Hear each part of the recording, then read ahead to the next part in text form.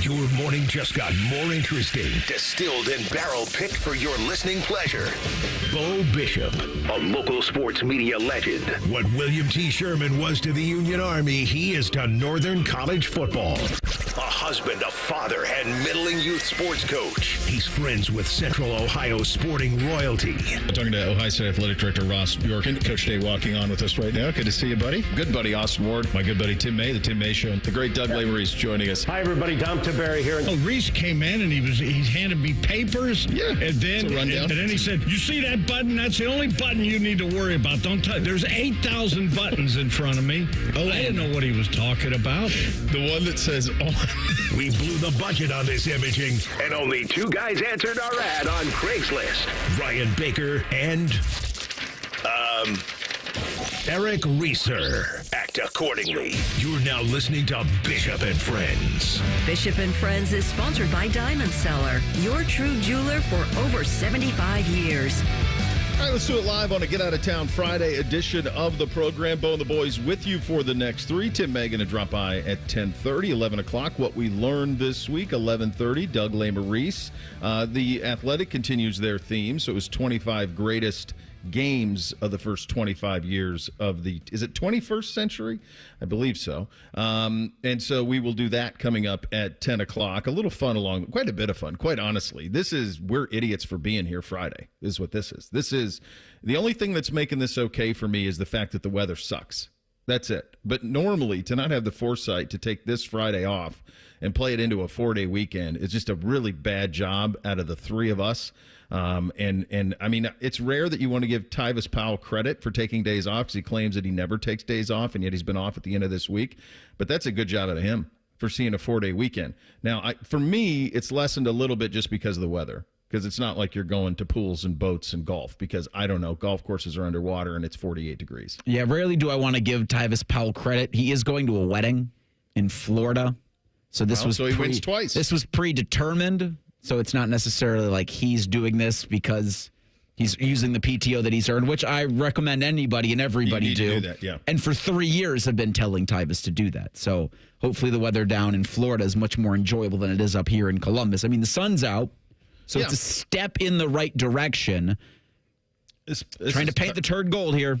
This is testing us, boys. Testing us, Bake. So, Bo, you said a getaway Friday. Yeah. And if it's a getaway Friday, then I am more apt that the weather being sucking, that I would rather have taken this day off and gone somewhere. I would have got away. I get what you're saying if you're staying in town, but the weather, which I don't dislike this weather like you guys do. Oh, so you should move to Ireland.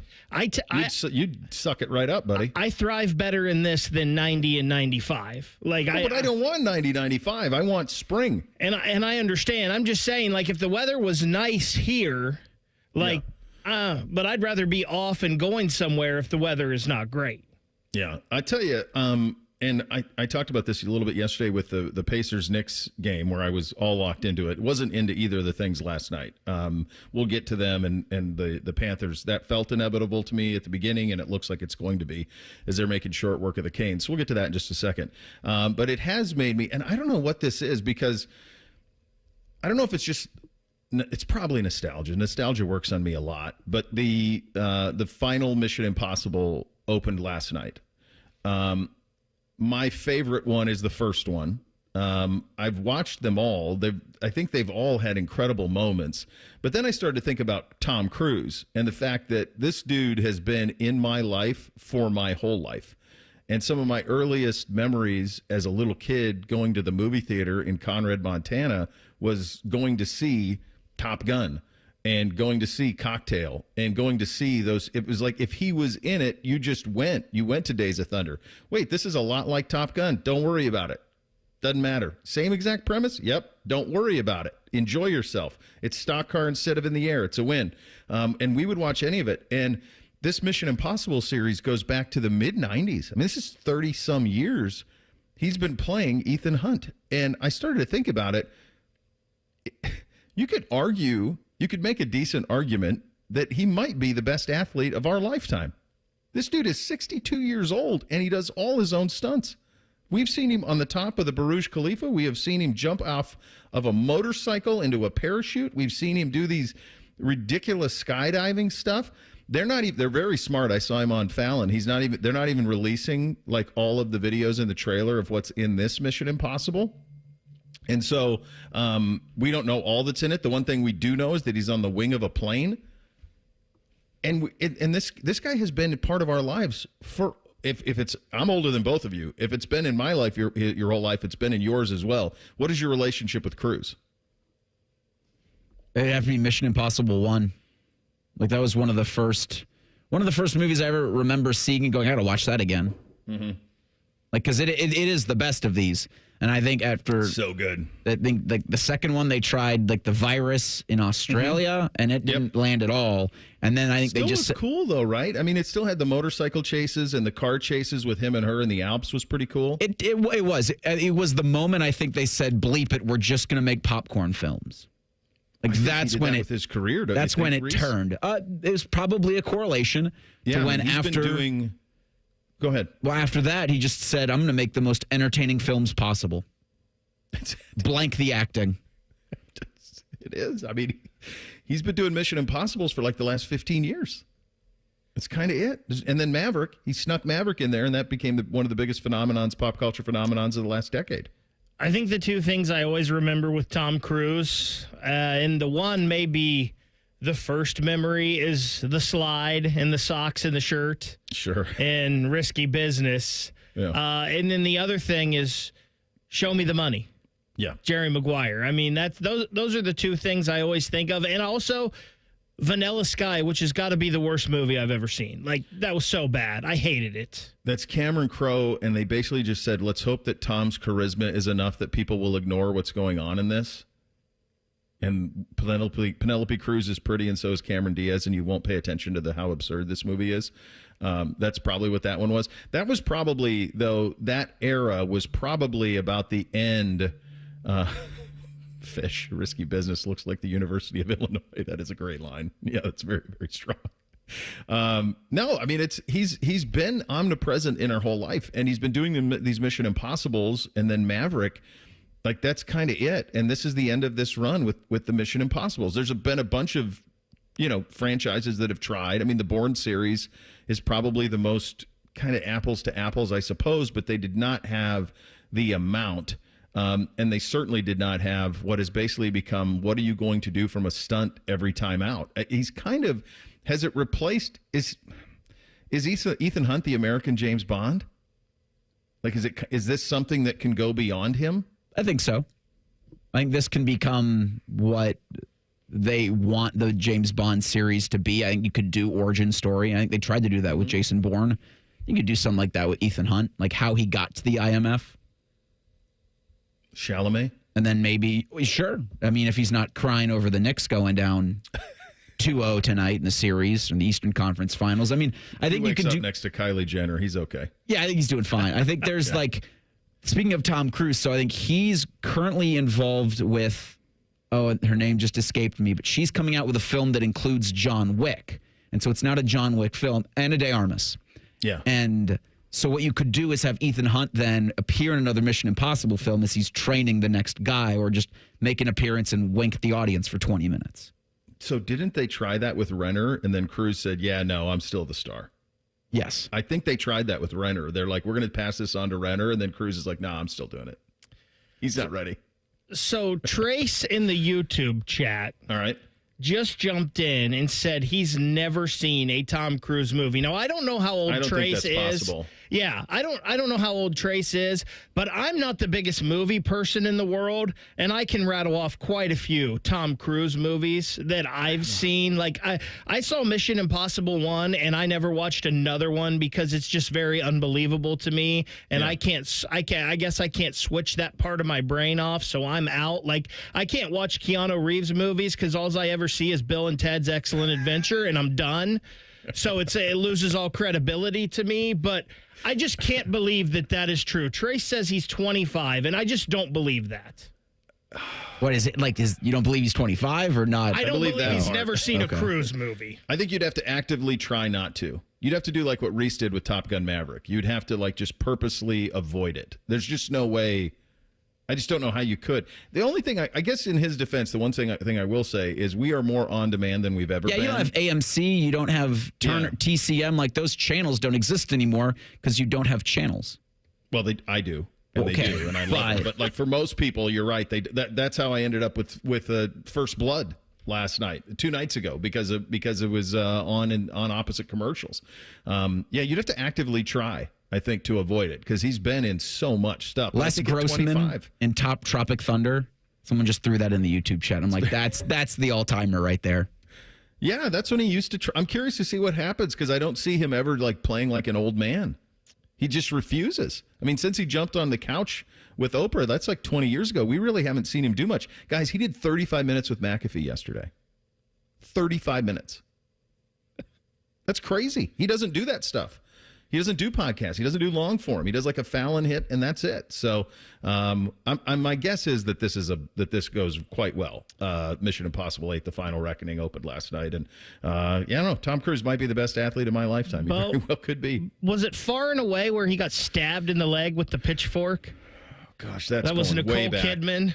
That's when he tried the Irish accent. It was brutal. Yeah, I think that's the one that stabbed him right in the leg. Right in the leg. Yeah, that's true. I haven't thought about that movie in a very long time. He used to do quite a diverse palette of movies, and now it's pretty much Ethan Hunt or Pete Mitchell. That seems to be kind of where we are now, because I think Top Gun 3 is coming out. You're going to have to see Maverick before 3 comes out, Reese, at some point. If I've got time. If you can work it in. We had Game 2s in both the NHL and NBA last night. We will get to those.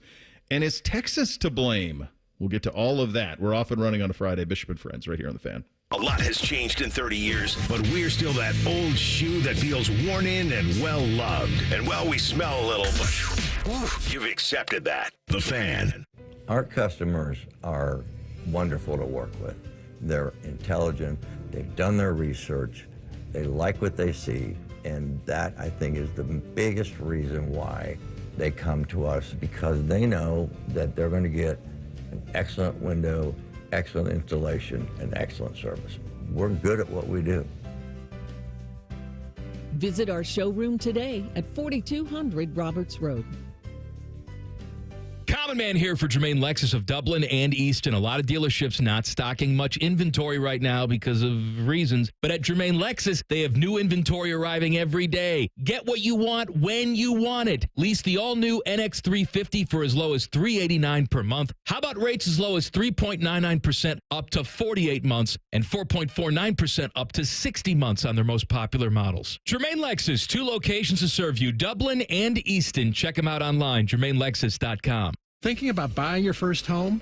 Now, with Third Federal, you can buy your first home and pay no PMI.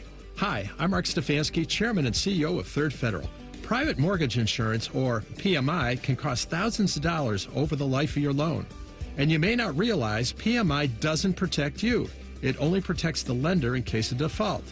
But at Third Federal, you can buy a home with just 5% down and no PMI. Plus, first-time home buyers get $750 off of closing costs. So if you're thinking about buying your first home, go for it and visit thirdfederal.com. Even before you find a home, lock in 6.625%, APR 6.685% on a 30-year fixed-rate purchase mortgage. Visit thirdfederal.com or call 1-800-3RD-FED today. APR reflects 15% down for $350,000 loan amount. Rate requires automatic payment program and is subject to change. Restrictions apply. See conditions for closing cost coupon at thirdfederal.com/FTHB. Equal housing lender. Hey, what's up? It's T-Bone. Guys, listen up. How many of you out there have been diagnosed with sleep apnea? Maybe your partner can't tolerate your snoring every night. You can't stand your CPAP machine. I totally get it. But the good news is there are alternatives to the CPAP machine. And Dr. Mark Levy is here to change your sleep and your life. Trust me, your spouse will thank you later. Dr. Mark Levy can customize an oral appliance that opens your airways, helps you breathe better, and, of course, stops your snoring. That's the main point. It's quick and comfortable and an alternative to those bulky, loud CPAP machines you always hear about. For over 15 years, Dr. Mark Levy has led the way when it comes to treating snoring and sleep apnea, and now he's expanding his practice to better serve his patients with a brand new location in Marysville. I love Marysville. If you're snoring and not sleeping, you need to call Dr. Mark Levy's office today. Do not delay. Schedule your appointment today with Dr. Mark Levy at 1-800-MORE-SLEEP. That's 1-800-MORE-SLEEP. You can also visit him online at sleepbettercolumbus.com. And now, sleepbettermarysville.com too. The stupidest show on the station just got stupider. Common Man and Timmy are hosting afternoons. Best friends. Lots of jokes none of us understand. Not safe for work Instagram models. God help us. Weekdays at 3. The Fan. Have you ever told a friend Oh, I'm fine. when you really felt, Just so overwhelmed. or sent a text Can't sleep. Are you awake? when you couldn't find the words to say? I'm scared to be alone with my thoughts right now. Then this is your sign to reach out to the 988 Lifeline for 24/7 free confidential support. You don't have to hide how you feel. Text, call, or chat anytime. And now, Public Education Matters with Ohio Education Association President Scott Damaro. Asian Americans, Native Hawaiians, and Pacific Islanders have contributed so much to politics, medicine, aviation, entertainment, and sports in the United States. This month, we celebrate these contributions, and we stand united in asking for what's right. Equal opportunity for every student, every educator, and every family. Public Education Matters, brought to you by the Ohio Education Association. Fan weather. From the Logan AC and Heat Services Weather Center.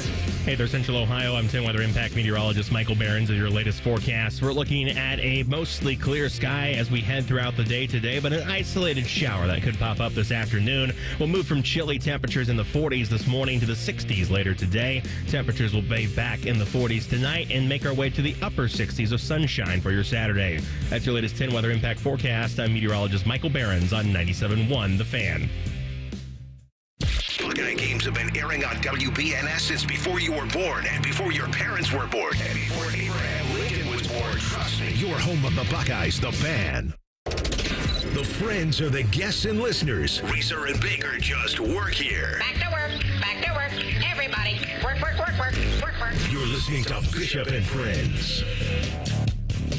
All right, you had the NBA Game 2 out west between OKC and Minnesota. Shai Gilgeous-Alexander received his MVP award before the game and then put it on the Timberwolves pretty good in a game that it never really felt in doubt at all. I watched a little bit in the first half, and then I was good on that side of things. It bounced around as the Mission Impossibles were airing on one of the channels. I can't remember which, and so kind of bounced back and forth. By the time I checked in on Panthers-Canes, it was 3-0, and that's all she wrote on that side of things. And we had Wyshynski on yesterday, and it felt to me like this thing's cooked. It felt like it after game one, and I don't see any real pushback in Carolina happening, Bake. I know you're the resident hockey expert of the group, but this feels like this is going to be a short series.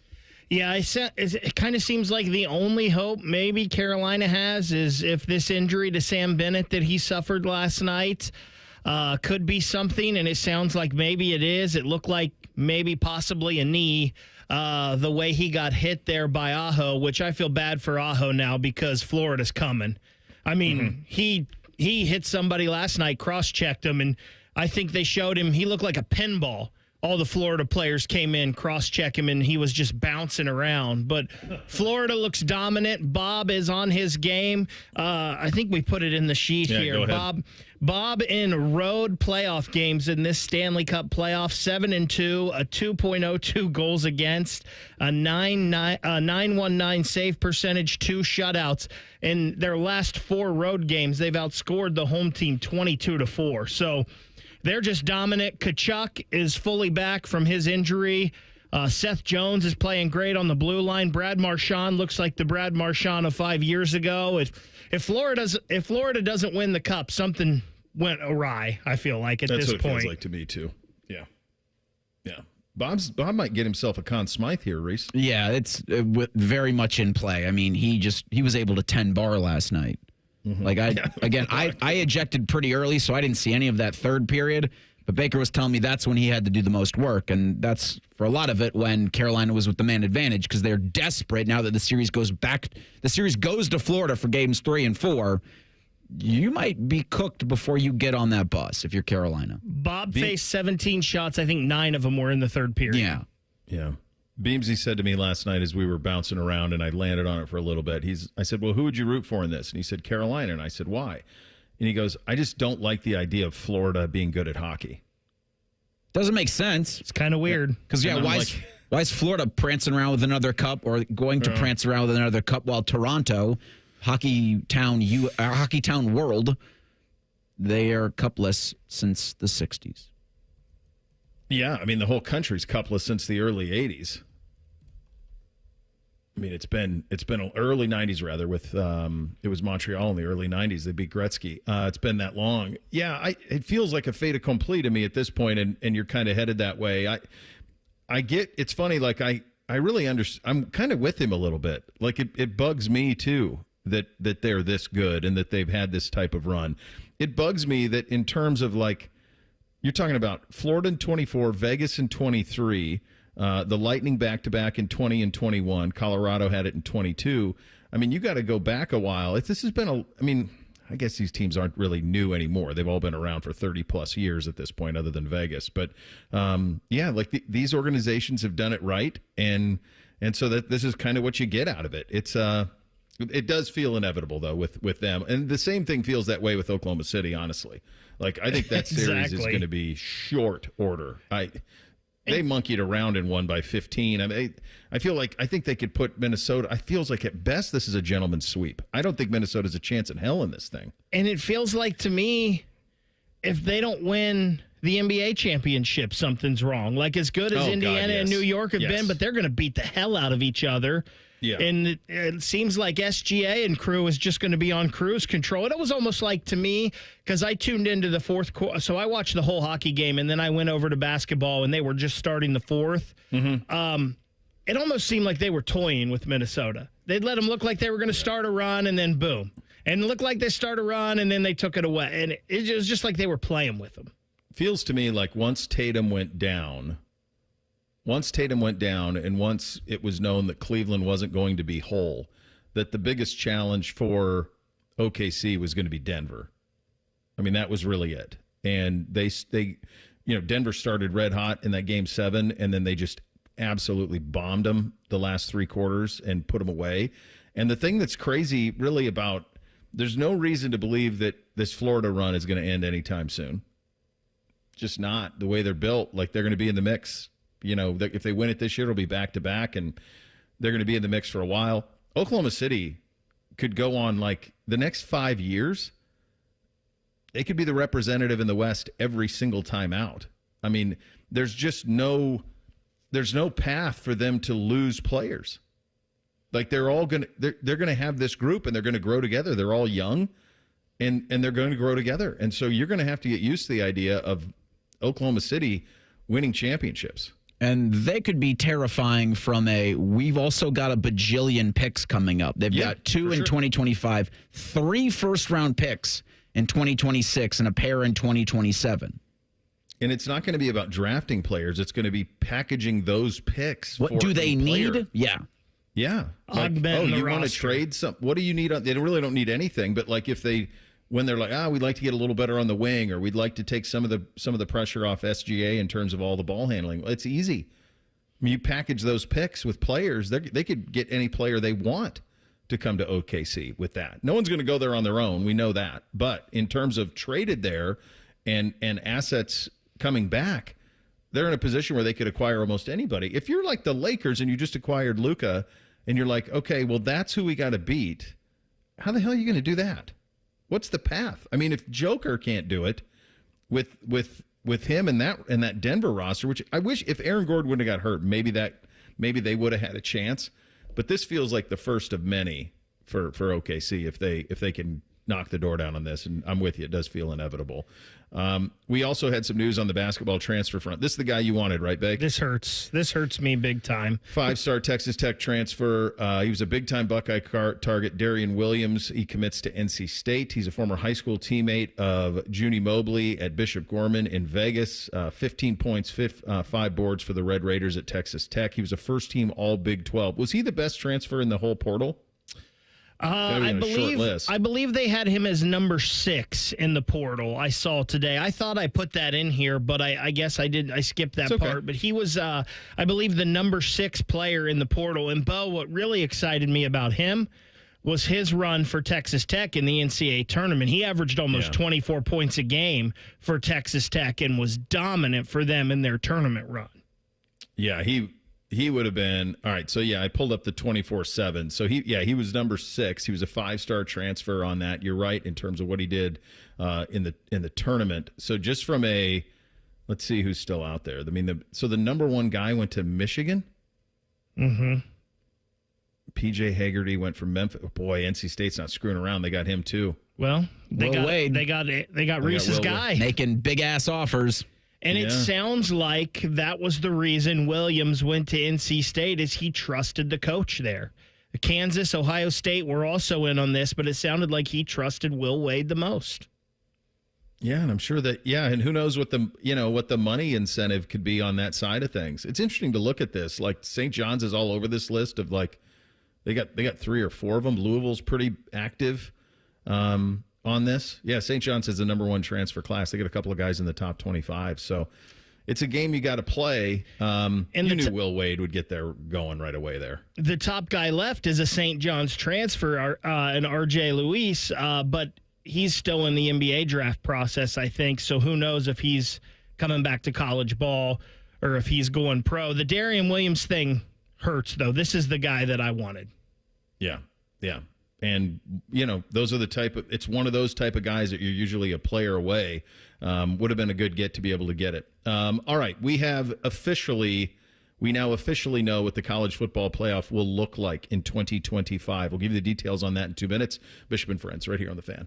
All power, zero compromise. Eagle cordless outdoor power equipment features advanced lithium battery technology that exceeds the power and performance of gas without the noise, fuss, or fumes. From mowers and trimmers to blowers and pressure washers, one battery powers over 90 tools. No wonder it's the #1 rated brand in cordless outdoor power. Power beyond belief. Visit egopowerplus.com to learn more or to find an Ego retailer near you. That's egopowerplus.com.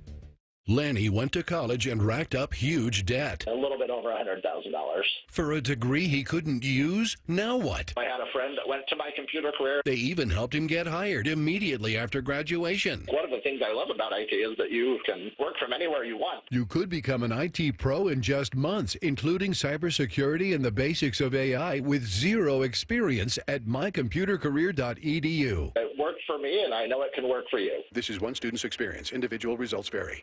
Matty Ice here to talk about my friends at McDaniel GM Superstore in Marion. Have you seen the 2025 Traverse? McDaniel GM Superstore actually has a great selection of new Traverses right now, and qualified buyers can finance 0.9% APR. Plus, they've got no market adjustments or hidden costs. That's been the McDaniel difference since 1916. They're just a short drive north of Route 23 in Marion, or you can visit McDanielGMSuperstore.com. McDaniel GM Superstore, where great deals meet a century of trust. Chevrolet, together, let's drive. At Valvoline Instant Oil Change, we're here to help keep you on the road so you can soak up all the summer fun. The road tunes. Take me out to the ball game. Hotel pools. Emergency ice cream stops. The sunscreen and bug spray everywhere. It's in my eyes. At Valvoline Instant Oil Change, we're here for it all. So stop in for a quick oil change before you go. Only takes about 15 minutes. No appointment needed. Bishop and Friends is sponsored by Diamond Seller, your true jeweler for over 75 years. The Fan, Ohio sports destination. What's up? What's up, man? What's up with you? Sponsored by Newman Roofing. For all your roofing, gutter, or siding needs, call Newman Roofing today at 614-NEW-ROOF or visit online at newmanroofing.com. All right, here's what's up on a Friday. They did it. We kind of knew it was coming, and we knew that the people that care the most about this and have the most power, the Big Ten and the SEC, were proponents of this. So you knew that this was going to be the case, but it is officially official as of yesterday. The College Football Playoff executives, in a call yesterday, unanimously adopted a move towards straight seeding for this year's playoffs. So teams will be seated directly on the rankings, 1 through 12, eliminating the concept that a designated top 4 seeds for a conference champion. In Ross Dellinger's reporting, according to those with knowledge of the agreement, the 4 highest-ranked champions, even if they are not the top 4 seeds, are expected to continue earning the $8 million, at least for this year. It's always about the money, kids. This was what took it this long to get it approved, is deciding who's going to get the most money out of this. So it's always about that. The 2026 playoff will be a new revenue distribution model that is established last spring, where conferences are based in a system without performance payouts. So they love that too. Money without incentive. That's a big win. ESPN's Heather Dinich pointed out that Notre Dame is now eligible for a first-round bye this year with the change in seeding. Under the previous format, the Irish could only be seeded as high as 5th and could not earn a first-round bye. The athletic director at Boise State had this to say at College Football Playoff: please call it the Boise State policy. Legacy is important, would make us feel better. When the system is created to keep you down, you fight like hell to break it. Nothing to lose, always next. Believe in epic, 1-0, bleed blue. Is this about them? I think it's well, let me just get through the rest of it. College football, 12 teams in 2025. It'll go to 16 in 2026. In Dellinger's reporting, officials from the Big Ten and the SEC, the two conferences controlling the format starting next year, are supporting a 16-team playoff that features multiple automatic qualifiers per conference. The non-SEC Big Tens want a 4-4-3-3 model, in terms of 3 from the Big 12, 3 from the ACC. But the SEC and the Big Ten say, actually, no, you're not going to get 3. You're going to get 2, and that's the way that it's eventually going to go.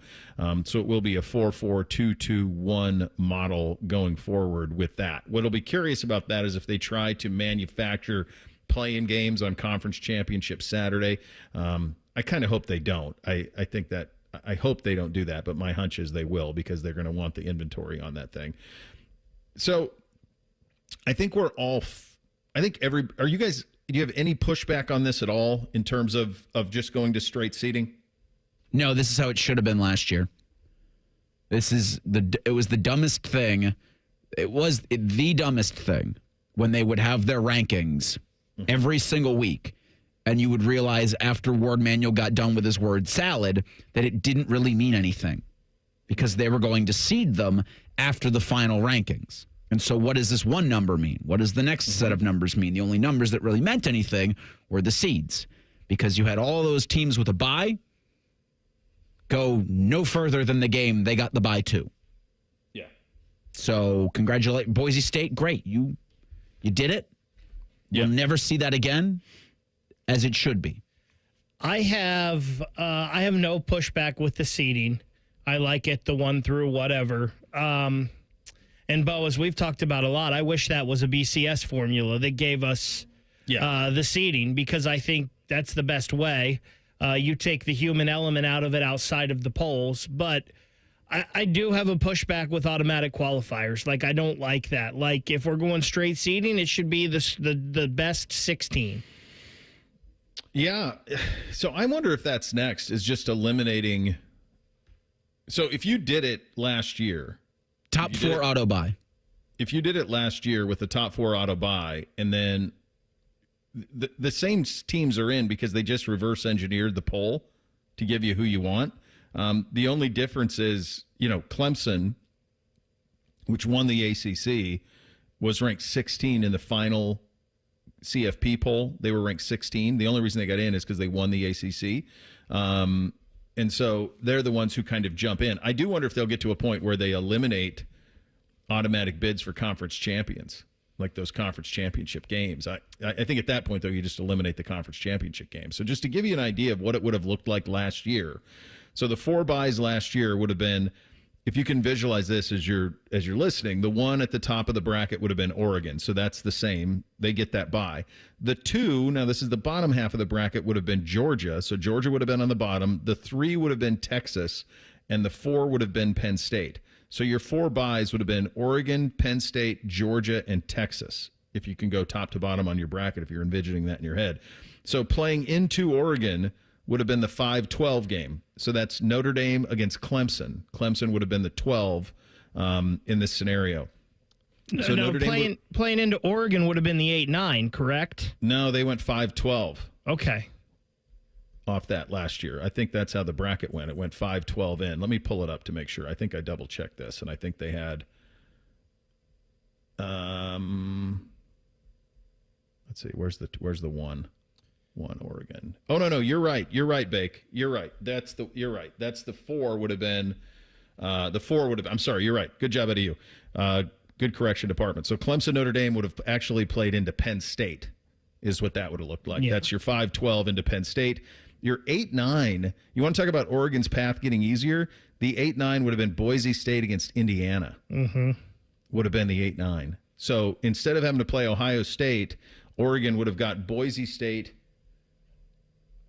or Indiana and that's what being the 1 seed ought to get you.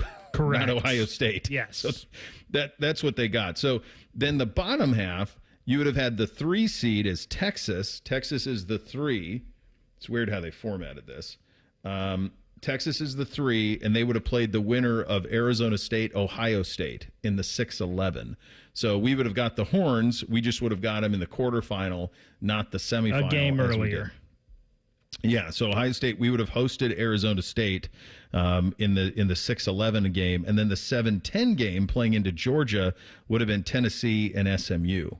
Is what that would have looked like. So if you feel like, the Tennessee would have been a host as opposed to coming to Columbus. They would have been hosting SMU. So if you go with the chalk, your quarterfinals then would have been Tennessee against Georgia, Ohio State versus Texas, Indiana against Oregon, and Notre Dame against Penn State. So that's what it would have looked like last year had they gone to this format. I'll tell you what, if you're Oregon, you're looking at this going, you're a year late. What the hell? Yeah, it just looks so much better. So if we go incredible. If we go chalk in that, Ohio State would have to get through Arizona State, Texas, and Georgia to get to Oregon. And listen, who knows? Like I think Ohio State would have won it regardless. But who knows what Ohio State would have been after playing Texas and Georgia back-to-back getting to Oregon. There's no question, Bake. Yeah, there is no question. That would have been a bludgeoning physically to get to. Now, you still had to play Oregon and Texas to get to Notre Dame. But the idea that you would have had to play like talent really 3 straight games with Texas, Georgia, and Oregon to win the national title. So it's going to make some of that go away. I think it basically eliminates. I just see no scenario where a 12 or 11 seeded group of 5 comes into a powerhouse and wins. It just feels so impossible for them. And maybe that's probably the point of it all, isn't it? Is to just keep this. You're included, but you know. Sort of. Yeah. Enter, exit. Kind of, sort of. Yeah. Same door. Yeah, and the one thing you're going to see with this too, and we saw this last year, is you're going to see reverse engineering of the polls. They can move it however they want at the end. There is no poll mentality. You win, you stay, or you win, you move up in the rankings. They can move it however they want, and they will to make it kind of fit the narrative that they want. And, Bo, back to the point that the Boise State AD made, this has nothing to do with Boise State. This has everything to do with the big boys wanting to keep more pieces of the pie.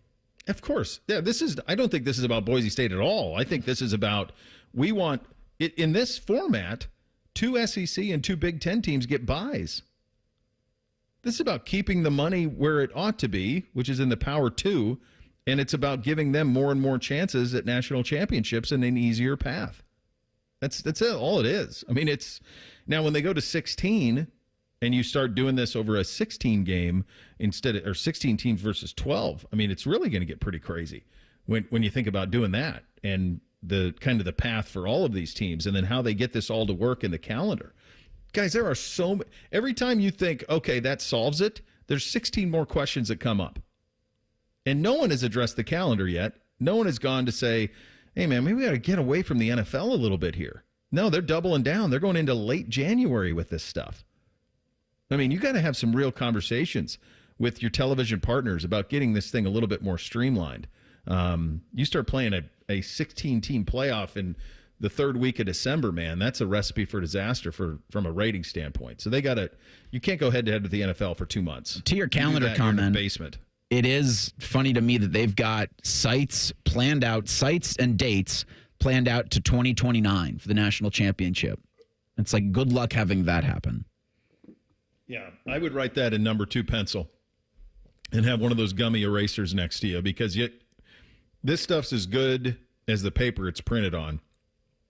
It's all going to change a million times between now and 2029, and quite honestly, it ought to. Certainly a sports television institution says goodbye. We will get to that coming up next. Bishop and Friends right here on The Fan. We have so many local shows, I can't fit them in a 10-second promo. So let's just say we're live and local all damn day. The Fan. Career changers, including veterans and active duty service members. Your transition starts here. Go from GI to IT in a matter of months. Become a certified cyber warrior with training at My Computer Career. Cybersecurity specialists are in high demand, offering IT pros great opportunities and a rewarding lifestyle while protecting our people, liberty, and treasured institutions from cyber threats. Deploy your career in IT today. Learn more at mycomputercareer.edu/CWP. SkillBridge and other VA benefits are available to those who qualify. When you join the Plus side with AAA, that's all you'll have to do. Or you could learn to change your own tire. Hey fam, what's up? Today I'm gonna teach you to change a flat. Before we start, make sure it's not raining, or hailing, or lightning.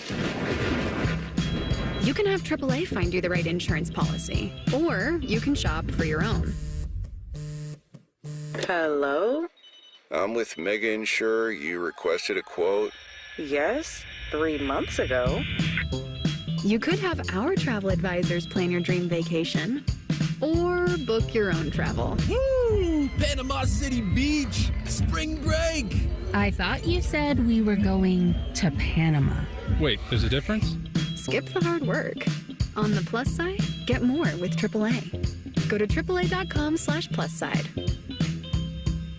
Hi, this is Bob Masheter from Dick Masheter Ford. Thank you to all of Central Ohio as we head towards 60 years of doing business in the Buckeye State. Dad opened up in 1967 simply trying to offer a better way to buy a car, and we've been working ever since to serve our neighbors. We have served you through wars, recessions, and even a Chinese virus. Here is to serving you and your kids and your grandkids for the next 60 years, except on Sundays when we're closed, because it's the right thing to do. Still 24/7 at masheterford.net.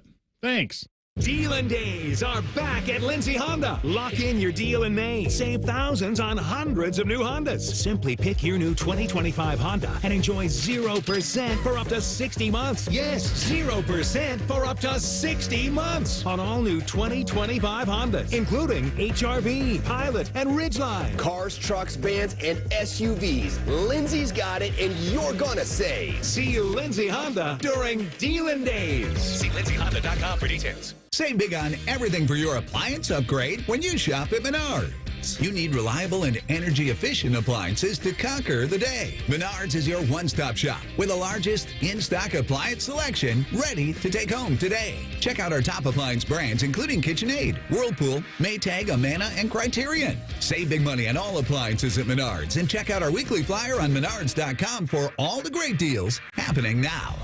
Save big money at Menards.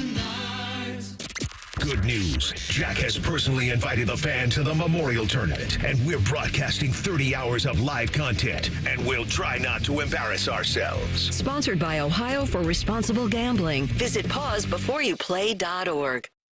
We all hear the radio ads about the IRS. They tell you to be afraid, to be scared, and they try to frighten you into calling. I'm not here to do that. Tax Relief Advocates is different. TRA is here to tell you that if you owe money to the IRS, whether it's $5,000, $50,000, or $500,000, we have a solution. It doesn't matter if you're sitting in your car, at work, or with your kids. No matter where you are, call now. 800-575-6759. Don't lose hope. TRA can eliminate or reduce what you owe to the IRS. Generous programs are now available that can give you a fresh start. Our passion is taxes and helping individuals fix their IRS problems. We have over 1,000 5-star reviews on Google and an A+ with the Better Business Bureau. You don't need to be afraid of the IRS any longer. End your tax nightmare today by visiting us online at TRA.com or call 800-575-6759. That's 800-575-6759. Tax Relief Advocates. Real solutions for real people. All your favorite fan shows are available when you want them. Head to 971thefan.com and hit that subscribe button. The Fan, Ohio sports destination. The final season of Yellowstone might just be Bo's dad live on YouTube. What's the difference anyway? This is Bishop and Friends. Did you guys, I don't know if you're aware of this or not, but PTI launched first and was a half-hour show with Mike and Tony, and at the time they were sports columnists at the Washington Post. Tony was a regular on the Sports Reporters, and so there was some familiarity with him, and then Wilbon kind of joined on in that mix, and they were doing this stuff in the Washington Post newsroom for the longest time, and then they decided to make a show about it, and it's been a hit, and it's been on. It's got to be on a short list of continue. It's got to have among the most episodes. I mean, you have to go to probably the Jeopardy, Wheel of Fortune type world, like the syndicated world, to find something in terms of a show that is recorded live every day. It's got to be on a short list of most episodes of episodic television. It has to be. Shortly thereafter, they launched Around the Horn, and originally it was Max Kellerman as the host of Around the Horn.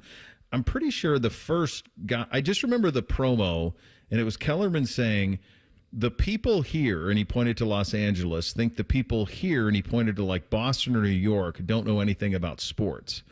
And I remember even at the time thinking, well, that probably ought to go the other way, stereotypically, that the people in the Northeast think people out West don't know anything about sports. And the idea is we're going to get sports columnists from big newspapers around the country. And in the early days, they would have, if Woody Page was on, it would have Denver Post in the background, or you'd have LA Times in the background of TJ Simers and Bill Plaschke and those guys. You'd have the Chicago Sun-Times behind Jay Mariotti, and it would have, the Boston Globe behind Bob Ryan. I mean, that was kind of the way that they did it. It's interesting how it made stars out of people. It really did. Kellerman then bounced and got a big deal, I want to say at Fox, as they were launching their regional stuff. And he became a guy at Fox before matriculating back to be, Stephen A's punching bag in the morning and doing some radio and stuff at ESPN. But you think about Jay Mariotti and Woody Page, and it didn't go well for Mariotti, obviously. But you think about him and Woody, they became legit stars in the early years of that show. Reale went from a guy who was an intern on PTI as the stat boy to the host of this when Kellerman left.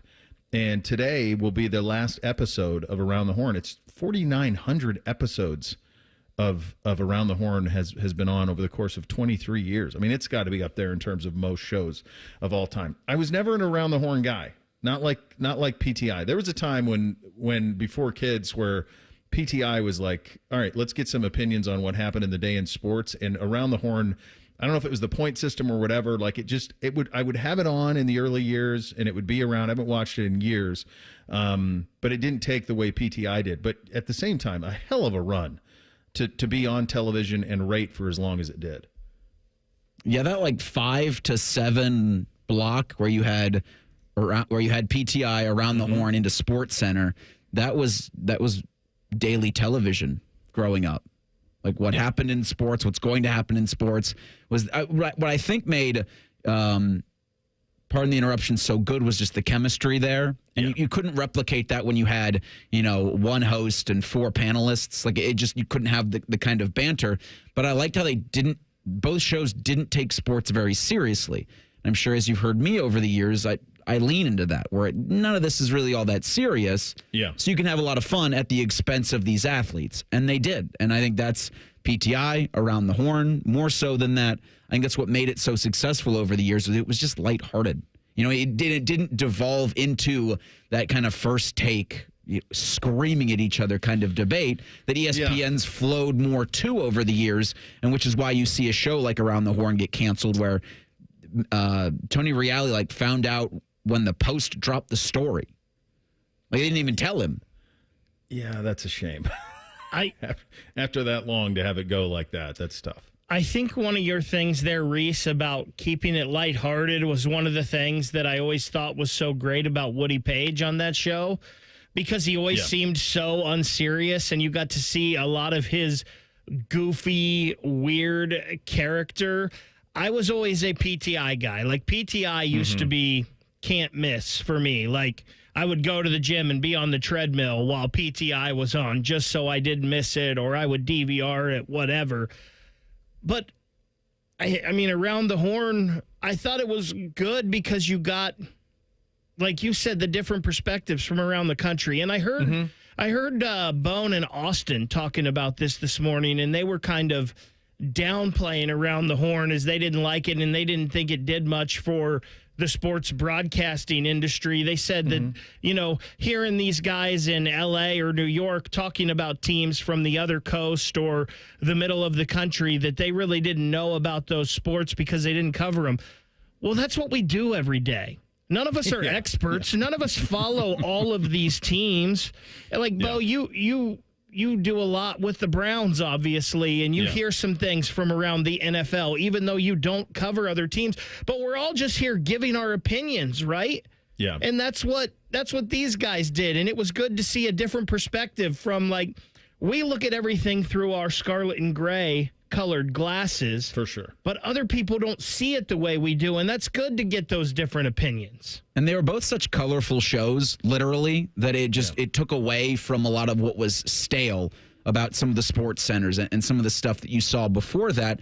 And really, for me, Around the Horns kind of revolutionized how you do sports broadcasts, because look at the popular shows now. Look at Pat McAfee. Is that not just Around the Horn without points? Oh, yeah. Yeah, I think PTI is probably as influential as any. I mean, that was the roadmap to, I think, what a lot of people think is maybe a bit of a downturn in ESPN, the embrace debate thing that happened in the mid to early 2000s, where everything was just people just yelling at each other and insulting people. Absolutely. And here's what worked about both of the shows when they were going at their best is the lighthearted nature, to Reese's point. You think about how revolutionary a clock is. You have a minute to talk on this, and then there's a horn and you got to move on to the next thing. It put parameters on it. It gave points arbitrarily for who was winning an argument, those type of things. Pretty revolutionary when you think about the run that it's had. And you're right, Bake, that it's both you guys mentioned this. It's the 5 to 7 window that they used to have was basically, here's what you need to know about the day in sports, and here's what's going to happen tonight. That was kind of their setup for the longest time. Drew on the YouTube chat has a couple of great comments. He says, Tim May versus Woody Page in a conversational cage match. And then he goes on, Tim May's digressions versus Woody Page's chalkboard is endless entertainment. So when we did that show that I mentioned that Mike was on the very first episode of, we did a lot of the stuff from PTI and some from Around the Horn. We applied, we did 15 topics in 15 seconds around the state of Ohio. We would do that every day. I used to do a high school football show called Ohio Sports Site on ONN, and we did every region in the state. We would hit, me and JJ Huddle would hit, and Jerry Rosinski would hit every region in the state. And we took a lot of that stuff, the timers and the points and all of that stuff from it. So it's been wildly influential in sports television around the country. So it's a hell of a run. Whatever you think of it, that's to go for 23 years is an incredible run. Well, we have a new villain. The question is, do we believe it? We'll get to that coming up next. Bishop and Friends right here on The Fan. 1, 2, 3. Here in The Fan is always football o'clock. Proud to be your home of the Buckeyes, Browns, and all the NFL games you can handle. The Fan.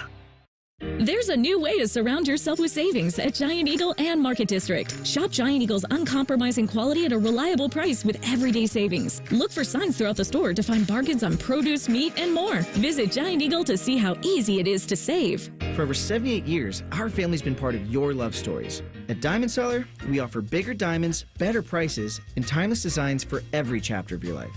From your first yes to your forever I do, trust the jeweler who knows diamonds best. Visit Diamond Seller today.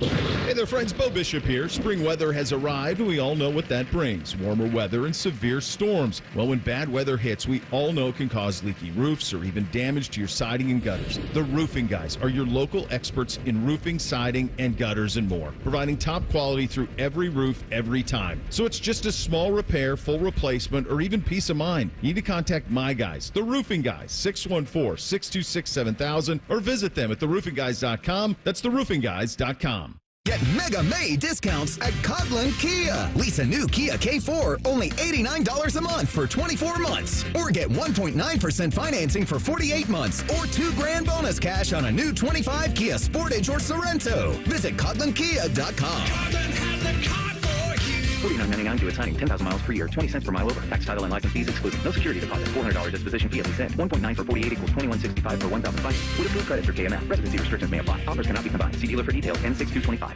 Hey, it's Bobby Carpenter. I know firsthand what it's like to battle through joint pain. After years of the hard hits and the wear and tear on the field, I thought pain, it was just going to be something I had to live with. Let me tell you, that's no longer the case thanks to QC Kinetics. For over 8 years, QC Kinetics has been leading the charge nationwide in non-surgical joint pain relief, helping over 50,000 patients get back to doing what they love, pain-free.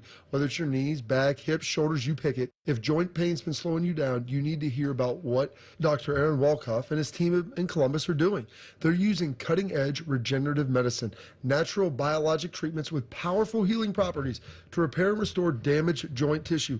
No surgery, no drugs, and no downtime. Just real results. The kind of treatment I wish I had access to during my playing days, and now you do. Imagine this summer playing around at golf, chasing the kids, and just enjoying a walk without the pain. Go to qckinetics.com/Columbus or call 380-228-4544. They now have offices in Grove City and Canal Winchester. Breaking news, and this one is almost unbelievable. Yeah, it's all about new customers at Bet365 because they get $150 in bonus bets when they bet $5, win or lose. And even better, bonus bets can be used on the spread, totals, and player props. There you have it. Bet $5 to get $150 in bonus bets, win or lose. And see why it's never ordinary at Bet365. 21 plus only. Must be physically located in Ohio. Gambling problem? Call 1-800-GAMBLER. T&Cs apply. Available in app only. Hey, what's up? It's T-Bone for Window Nation. Summer is officially here, and so are the rising temperatures. Before you know it, you'll be wondering what else you can do to keep cool during the dog days of summer. You want to beat the heat and keep the AC in your home? Get Window Nation's energy-efficient vinyl windows. During their semi-annual sale, you can buy 4 windows and get 4 windows free. Plus a free entry door when you purchase a house full of windows, and no money down, no interest, and no monthly payments until 2027. So how exactly do they keep their prices affordable? It's a great question. Window Nation works directly with the top window manufacturers in the country, which means all their windows are assembled right here in the USA. Plus, their windows come with a lifetime warranty, so you'll keep saving long into the future. Window Nation's semi-annual sale ends soon. So buy 4 windows, get 4 windows free, and a free entry door when you purchase a house full of windows, plus pay nothing until 2027. Schedule your estimate right now, 866-90-NATION, or visit windownation.com. Once again, that number, 866-90-NATION, or go to their website, windownation.com. Smalls here. It's time to turn things up a notch. This summer, don't binge watch shows. Binge s'mores by the campfire. Press pause on the podcast and press play on the warm weather vibes. Here's your chance to win $10,000 for your ultimate summer. What are you waiting for? Take your shot with 5-Hour Energy and make this summer your best summer ever. Visit 5heshot.com for full details and rules and enter today. No purchase necessary. Ends June 30th, 2025. This is the story of the one. As a lineman, he does whatever it takes to keep the power on in his community. And he wants a partner like Grainger who does the same. Grainger offers the professional-grade products he needs, from voltage detectors to harnesses to hard hats, plus fast, dependable delivery, so he can rise to every challenge. Call 1-800-GRAINGER, click Grainger.com, or just stop by. Grainger, for the ones who get it done. Broadcasting from the Lindsay Honda Studios. Honda makes the cars. Lindsay makes the difference. Visit lindsayhonda.com. WBNS-FM, HD1 Columbus. The Fan. Sports. Sports Center. Good morning. I'm Eric Reeser. The Florida Panthers are 2 wins away from defending the Stanley Cup. Panthers blanked the Hurricanes 5-0 last night in Carolina to take a 2-0 series lead in the NHL's Eastern Conference Finals. Panthers are going to host Game 3 on Saturday and Game 4 Monday night. On the ice tonight, Dallas hosts Edmonton in Game 2 of the Western Conference Finals. Stars lead there 1-0. Oilers will host Game 3 on Sunday. In the NBA last night, Shai Gilgeous-Alexander got his MVP trophy, then dropped 38 on the Timberwolves to power the Thunder to a 118-103 win in Game 2 of the Western Conference Finals. OKC leads 2-0. Minnesota's going to host Game 3 Saturday. In baseball, the Reds had Thursday off. They'll host the Cubs on Friday. You can hear that game on The Fan tonight following the Buckeye Show. This update sponsored by Germain Toyota, the best selection of new and used cars in Central Ohio. View their full selection of vehicles online at germaintoyota.net. Distilled sports discussion served in light beer quantities. You're listening to Bishop and Friends. When Ohio State played Texas in the Fiesta Bowl in 2009, that was the game that Beckman started. He started so that we didn't get to talk to Pryor, even though Pryor started all season long. And Texas won that game, Colt McCoy and all of that. When they did that, we had so many folks at 10 TV that went to cover it, and we built a set and all this stuff that Dom and Jeff Hogan handled like the Buckeye side of it, and I was the guy behind enemy lines. So I was embedded in Texas's program for a week, all the practices and all of that stuff, and I would do reports on Texas that we would show on Channel 10 and on the now defunct Ohio News Network. And one of the things that I noticed was there were two guys who were pretty locked in when it came to the Longhorns and the coverage.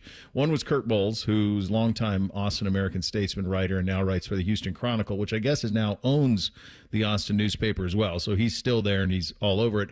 The other one was Chip Brown. And those were the two guys. Like, if you pay attention to those guys, they're pretty locked in on what is going on at University of Texas in terms of their athletic program. And so when I saw this story at 24/7 and I saw it was attributed to Chip Brown, I said, well, there's pretty good chance that this is the truth on it, and this is the real truth. And so this was reported yesterday afternoon that Ohio State requested that the Ohio State-Texas matchup would be moved to prime time on Sunday, August 31st, either in the late afternoon or evening. This is when I heard that there was a chance a week on Monday that this would be moved. This is the first spot I thought that you could do it, would be to move it to Sunday. It would not be that much of wouldn't be that much of an inconvenience for either team. It's the first week of the season, so you get an extra day to prep, so there's no real harm in that. You do have a short week on the other side, but at the same time, I don't know Texas's schedule, but obviously we go Cupcake City for a couple of weeks after playing Texas in the opener. So even if you lose a day of prep, you're fine. You're going to rebound from it quite nicely. So this seems like the logical place to put it, because the thing that you were combating here is Fox's agreements with Major League Baseball on Saturday evening, and also Fox's agreement with NBC to broadcast those games.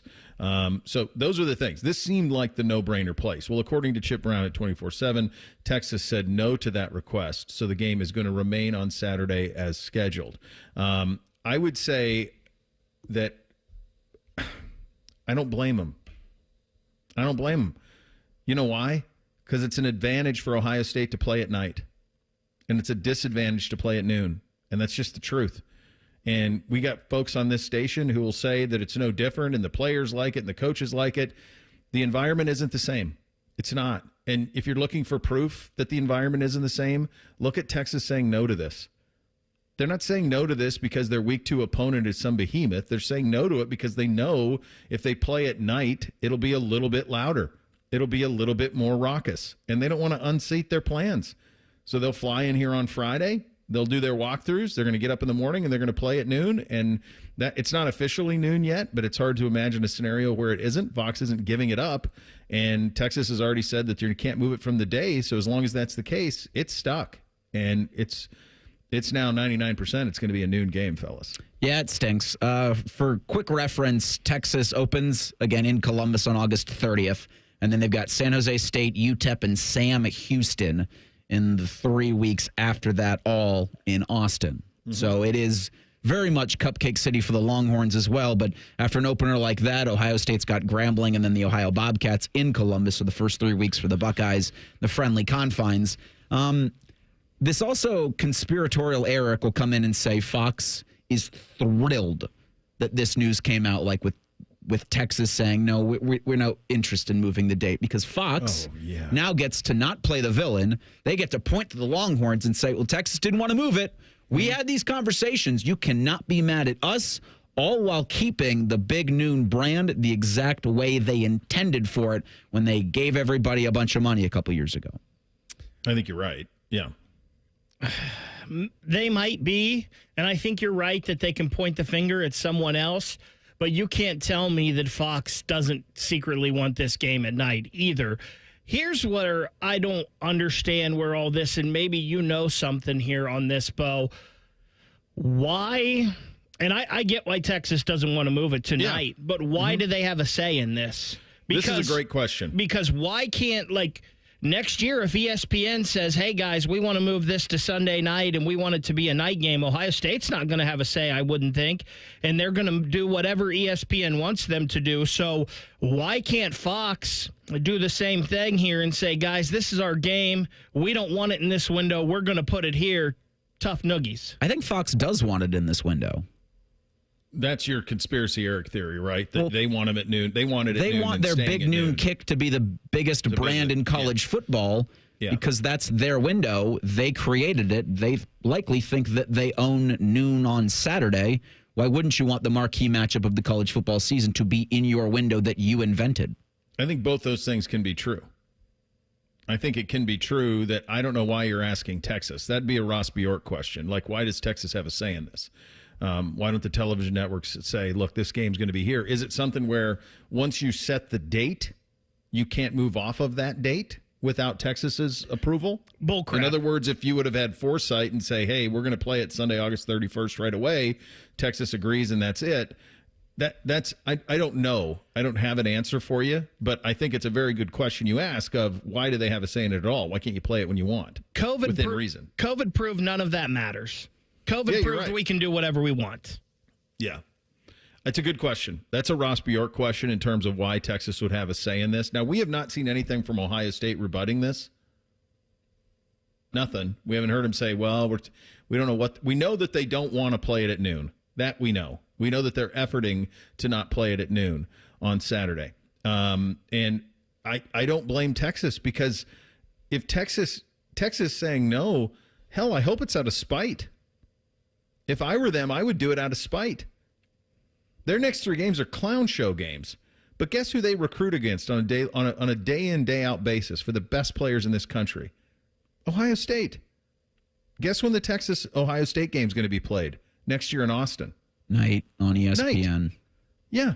It's going to be in early September. I believe it's set. Yeah. September 12th. It's going to be at night. And you know what? They're going to have every high school kid from the state of Texas at that game. And they're probably going to start the year ranked number 1 in the country, and we very likely will start the year ranked number 2, or those two could be inverted. But you're going to be in the same spot you are this year, and they're going to have night, and they're going to have the spectacle of night. They're not going to be sweltering at noon and 90-some degrees. That's not what you're going to get. You're going to get a night game, and that's an inherent advantage for them. And for everybody who says that it's not, this is the proof. This is the proof.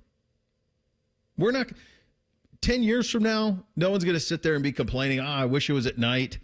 But in the moment, everybody's going to wish that it was at night. And you're going to wish it was at night for recruiting. You're going to wish it was at night for atmosphere, the scenes, all of it. All of that will be minimal versus from noon to night. It just will be. But you took the damn money. And it's not Texas's fault.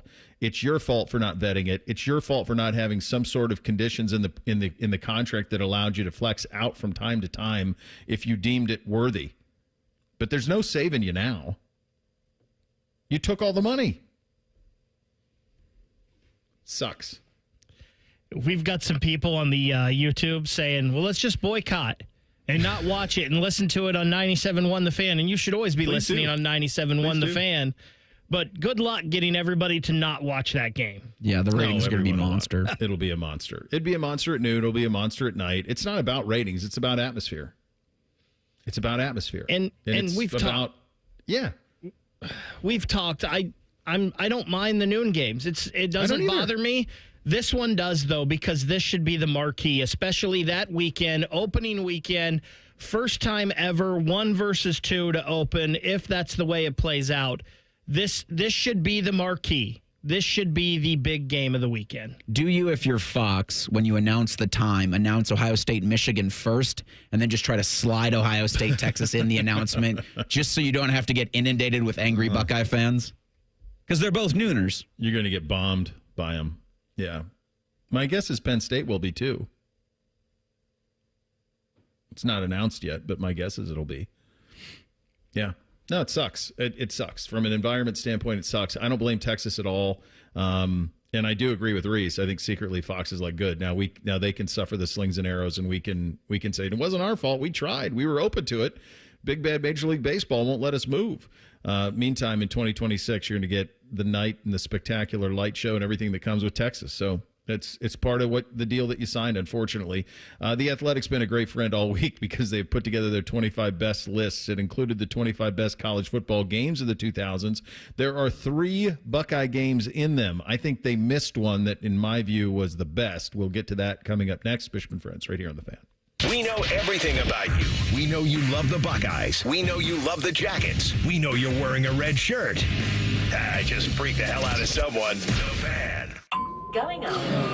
Prices keep going up these days. It feels like being on an elevator that only goes up. Going up. But not at Metro. We're pushing the down button. Going down. We've lowered prices. Get one line of 5G data for $40. Period. That's 20% lower. And you get a free Samsung 5G phone when you bring your number. Only at Metro. 5-year guarantee on eligible plans. Exclusions apply. See website for details. Not available at Metro with T-Mobile in the past 6 months. Tax applies. We can come the day you call us. We're 1-800-GOT-JUNK. We make junk disappear. All you have to do is point. Brian, I've been meaning to ask you something. Okay, ask away. Sometimes when we're talking, I hear a little sparkling sound. Is it when one of us says, all you have to do is point? There it is. Did you hear that? That's the sound of magic happening. Magic? Like we can come the day you call us? Wow. Call 1-800-GOT-JUNK or visit 1-800-GOT-JUNK.com. Now's the time to get a great deal on Kubota construction equipment, featuring durable Kubota engines, more comfort, more productivity, more get it done right. The Kubota construction lineup shows up ready to work every day.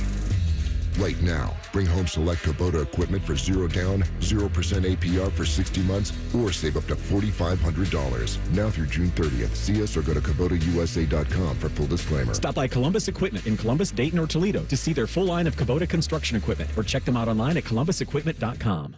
Are you a skilled hardscape worker looking for better pay, steady work, and a crew that has your back? Join 9 Trees Landscape Construction, Central Ohio's top patio and retaining wall builder for outdoor living spaces. We value craftsmanship, dependability, and hustle, and pay you accordingly. We are hiring experienced or ready to learn, full-time, no weekends, top pay and benefits. Call 614-921-9595 or visit 9treeslc.com. 9 Trees, where hard work builds more than just great patios. Hi, this is Bob Masheter from Dick Masheter Ford. Thank you to all of Central Ohio as we head towards 60 years of doing business in the Buckeye State. Dad opened up in 1967 simply trying to offer a better way to buy a car, and we've been working ever since to serve our neighbors. We have served you through wars, recessions, and even a Chinese virus. Here is to serving you and your kids and your grandkids for the next 60 years, except on Sundays when we're closed, because it's the right thing to do. Still 24/7 at MasheterFord.net.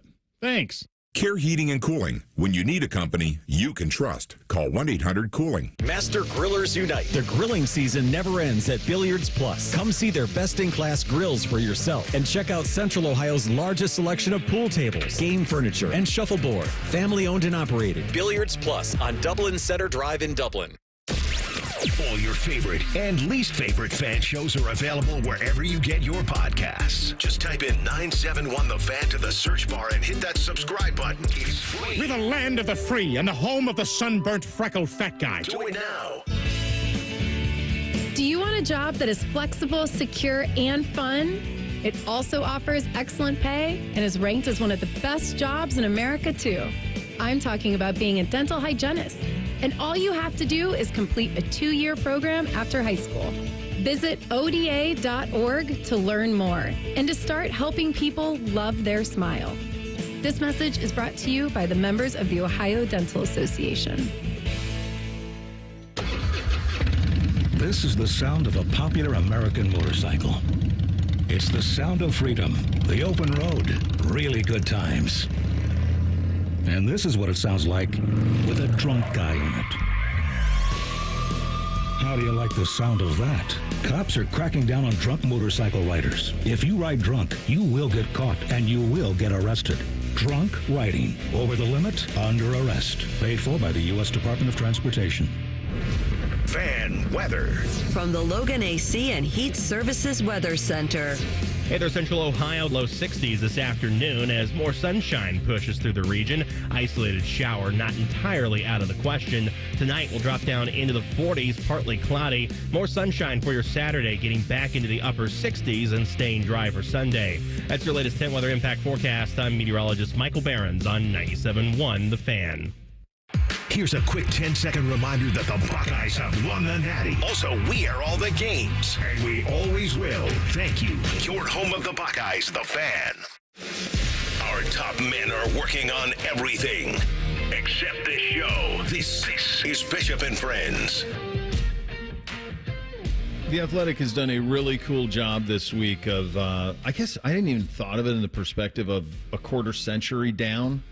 So they made me think of it in that perspective, and we'll do something at the end of the summer in the lead up to the Ohio State season with the 25 best players of this century so far at Ohio State that we'll have a little bit of fun with once we get that all scheduled and get it voted on. So they've done players, and they've done games, and they've done teams, and they've done coaches, and they've done all this stuff. The games one dropped the most recently, and this was David Ubben with this, and they did the 25 best games of the 2000s so far. I don't think anyone is surprised at who's number one. I think that's universally considered the best college football game ever played. I watched it live. I'm sure you guys did too. It's Texas over USC in the Rose Bowl for the national championship. I think one thing that you have to do when you do like the greatest games thing is you have to think about stakes. What's on the line. I think that's a big part of it, and I think that works for that BCS national championship game. USC hadn't lost in a couple of years. It's Vince Young at Texas. They're both perfect going into the game, and then you kind of get the perfect finish. It goes 41-38. So I think that one makes all the sense in the world. The highest ranked Ohio State game was the 2002 BCS National Championship game. So this is one near and dear to your heart and most people out there listening's heart. This is 31-24, double overtime, with Ohio State winning 31-24 over a Miami team. A lot of similarities to this one in the Texas game. A lot of them, both perfect. Miami hadn't lost in a couple of years, and we're trying to become a dynastic operation. But like USC, Miami was trying to win back-to-back national titles. Like USC, most people thought that they would. In fact, Miami's a huge favorite in that one, much more than USC was a favorite over Texas in that Rose Bowl game. That one comes in at number 6. There are two other Ohio State games in the top 25. One is one that, even begrudgingly in a loss, you have to acknowledge, and that's the 2022 Peach Bowl, Georgia winning 42-41. That game had everything. The game had everything that you'd want it to have. Unfortunately, save for a victory for the Buckeyes, but everything else it had.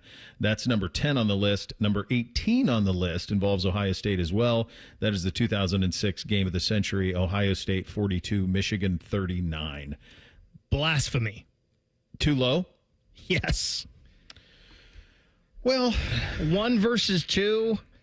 Most people thought it was the two best teams in the country. A lot of people thought we were going to have a rematch in the national championship game.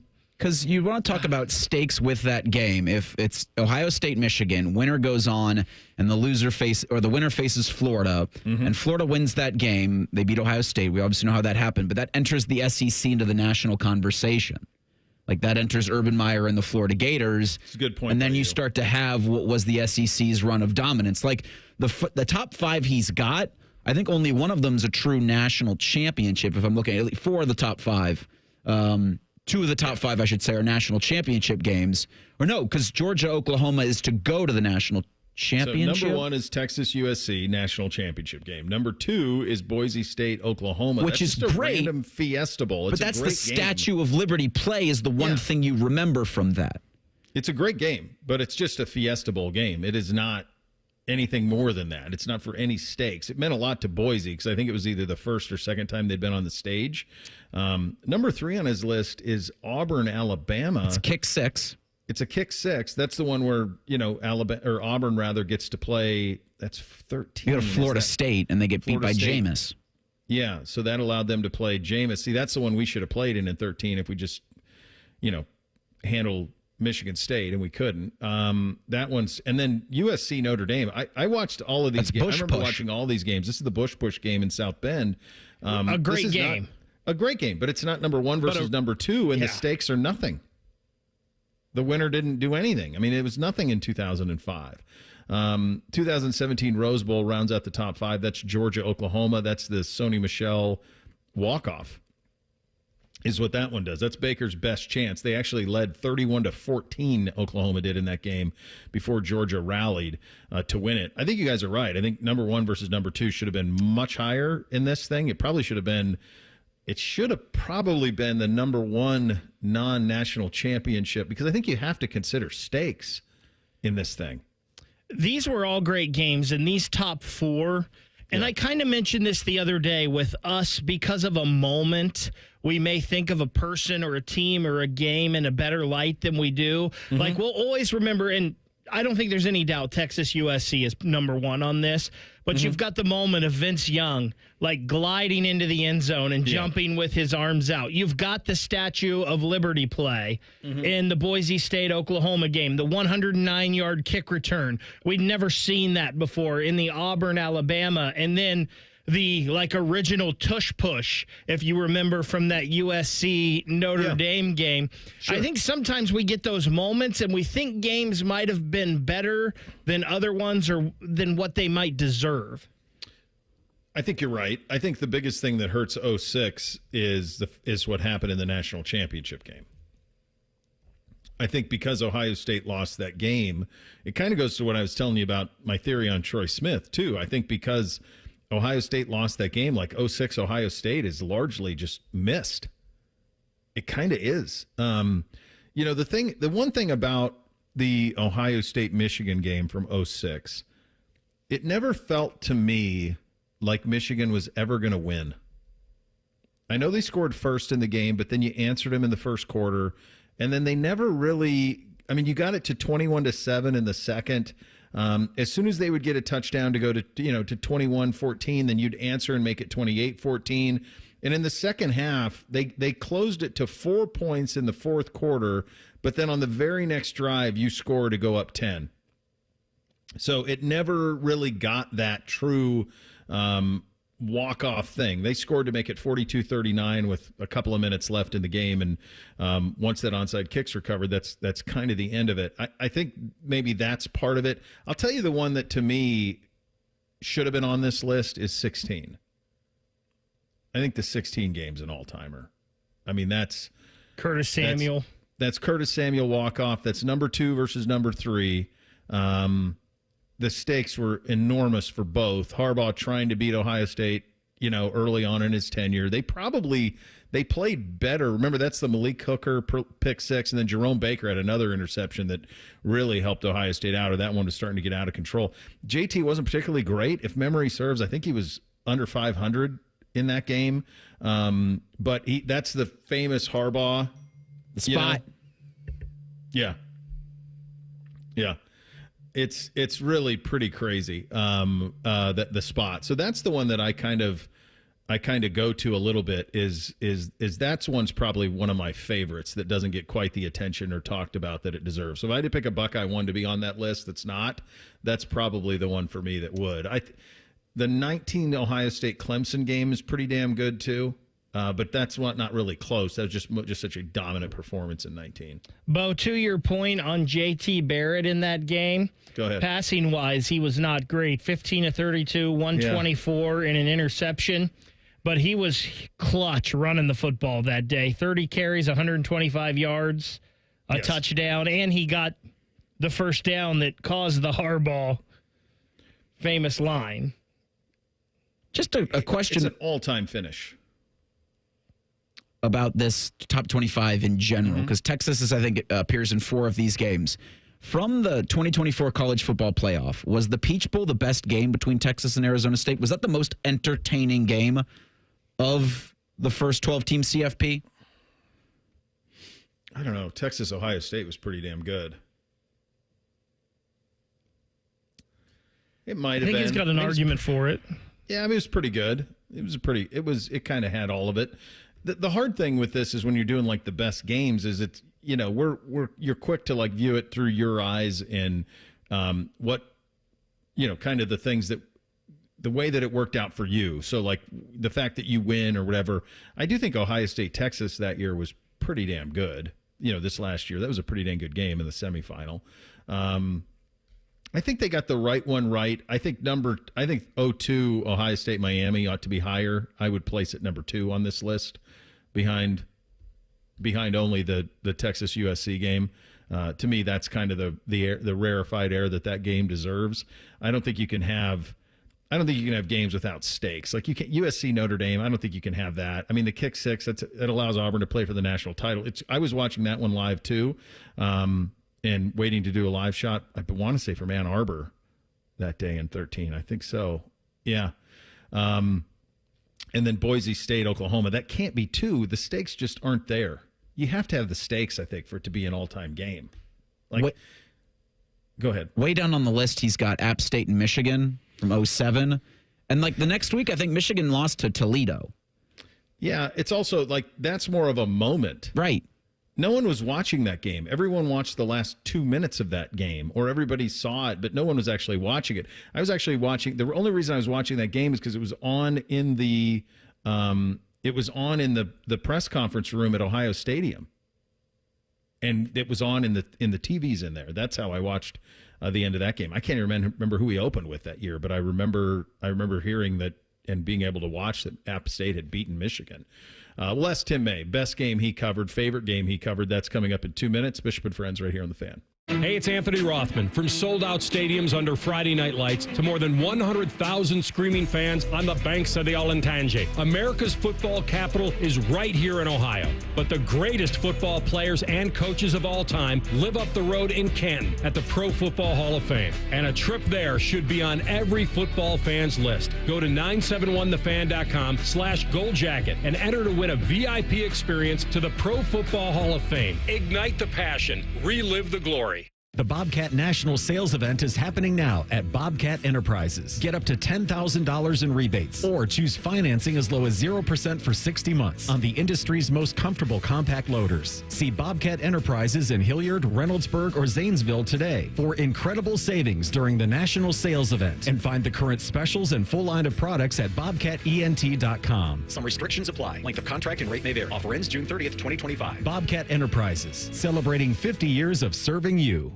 Hey, good morning. You're heading to the airport, right? Yep, thanks for checking. I like the car. How long have you been a rideshare driver? About 3 years now. I really enjoy it. Isn't it hard to make money these days with the price of gas being so high? Not for me. I use Upside, the free app that gives you cash back for every gallon of gas you buy. Wait a minute. Are you saying you actually get real money back when you get gas with the Upside app? Yep, I get real cash back every time I get gas. Does that actually add up to anything? I'll make around $200 to $300. Wow, that's serious extra cash. I'm downloading the Upside app now. Download the free Upside app now to earn real cash back every time you buy gas. Use promo code TOUR to get up to a $5 per gallon bonus on your first tank. You can cash out anytime, right to your bank account, PayPal, or a gift card for Amazon and other brands. Just download the free Upside app and use promo code TOUR to get up to a $5 per gallon bonus on your first tank. That's code TOUR. Bishop and Friends is sponsored by Diamond Seller, your true jeweler for over 75 years. The Fan, Ohio sports destination. We'll read your emails on the air, but we won't tell you where to send them. Hey, we're not doing all the work for you. This is Bishop and Friends. Friday at 10:30, we like to talk to our buddy Tim May, the Tim May Show podcast, and right here at The Fan. What was your favorite Ohio State game you covered in the last 25 years, 2000 to 2025? Oh, you're limiting it to that? Yep. This century. 2002 season national championship game, which, like I always tell people, you're sitting there in the press box, and this thing is pretty much over, and it's going to be one of the faster games you've covered in a while. It's going to be over in under 3 hours, and then we all know the punt return, and then the field goal that the Miami kicker made, his longest field goal ever.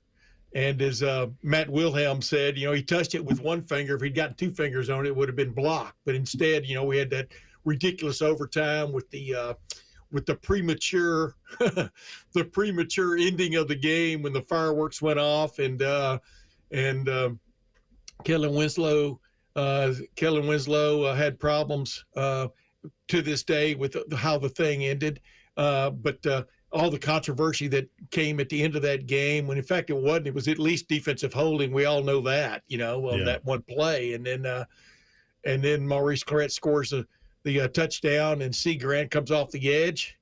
And Ken Dorsey is now a offensive coordinator. Is he still an offensive coordinator in the NFL? Did he end up somewhere Not in else? Cleveland.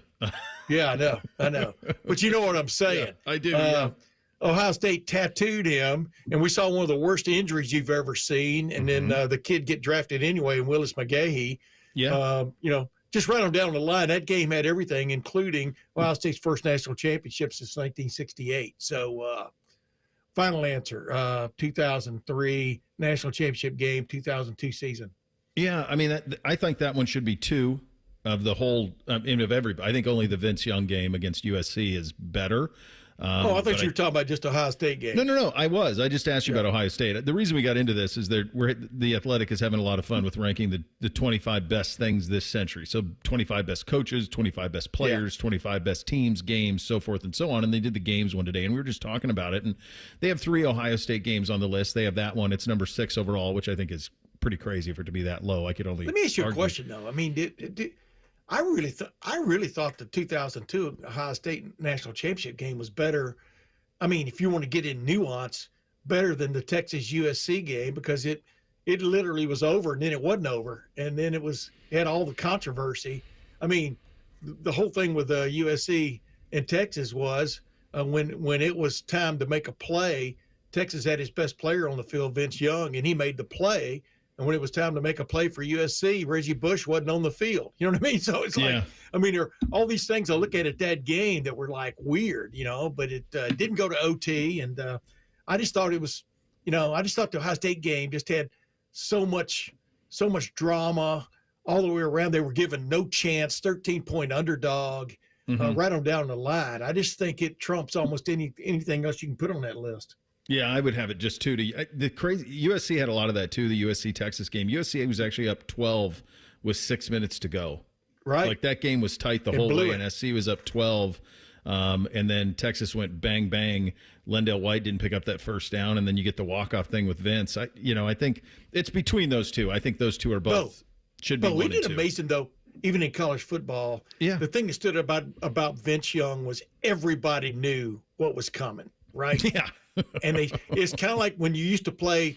I don't know if y'all had neighborhood football, because you didn't really live in a neighborhood. I don't think where you grew up. We did not, but I would. Yeah, we passed football. The East Range of the eastern slopes of the Rockies, but Tim, when I was allowed to drive a pickup truck at 8, so we could get into town pretty quick. Yeah. Dude, I used to sneak off and drive my dad's Studebaker when I was 13. And he didn't know it when he and Mom weren't around. But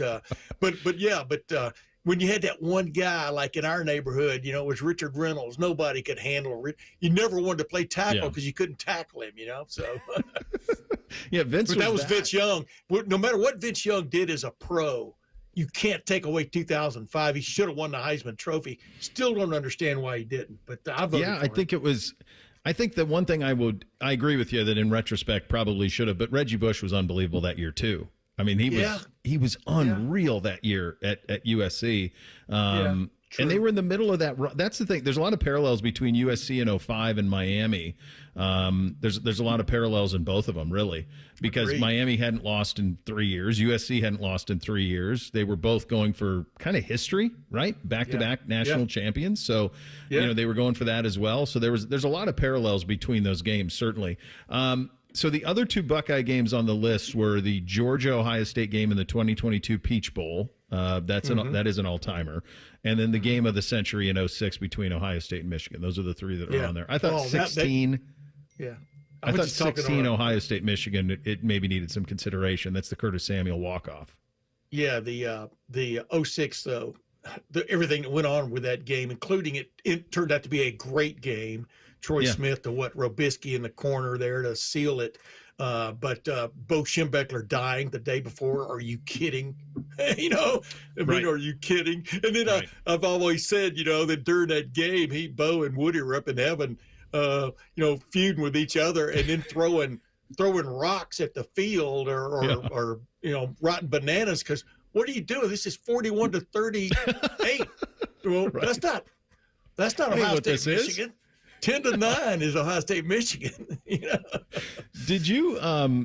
That one was also the perfect ending to the documentary because that was the 100th. You're right. There was so much to 06, that 06 game. Yeah. Here's what I was going to ask you about that because they did like the top 25 teams and then they did the top 25 players and Troy Smith was not on. I don't think he was on it at all. If not, he was ranked pretty low. I think the 06 Buckeye team is so probably more scarred than any team I've ever been around by what happened in their final game.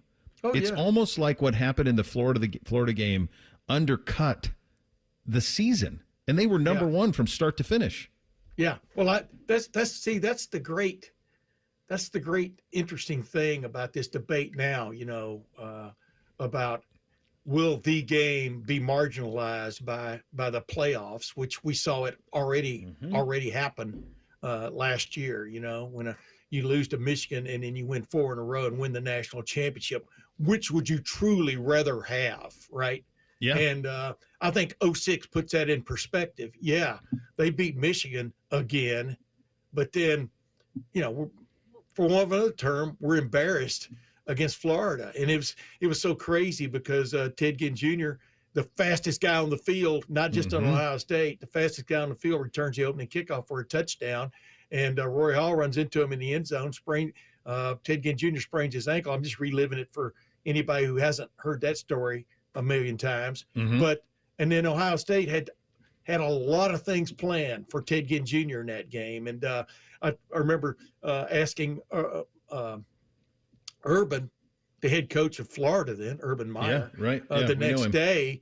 I didn't get to go to his post game, but I saw him the next day in the post game, you know what I mean? And you know how that goes. And I said, what do you think Ohio State losing Ted Ginn Jr., meant to their attack? He goes, imagine us losing Percy Harvin on the first play. And he's right. I mean, there are difference makers. And when you take difference makers away, then when you become sort of average, the national championship game is not a time to be average. So, yeah, you're right. I mean, just all kinds of things happened.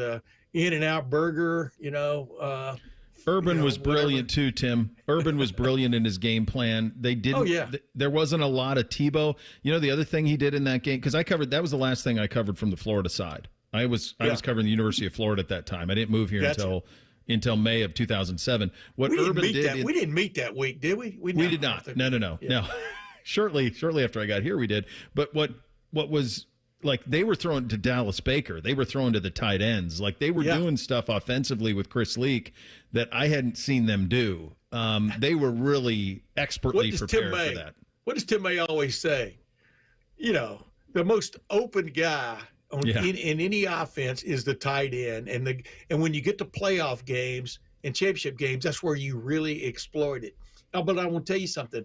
The thing that stood out to me early in that game was defensively Florida. Troy Smith had this patented step up and out to his right escape, from pressure.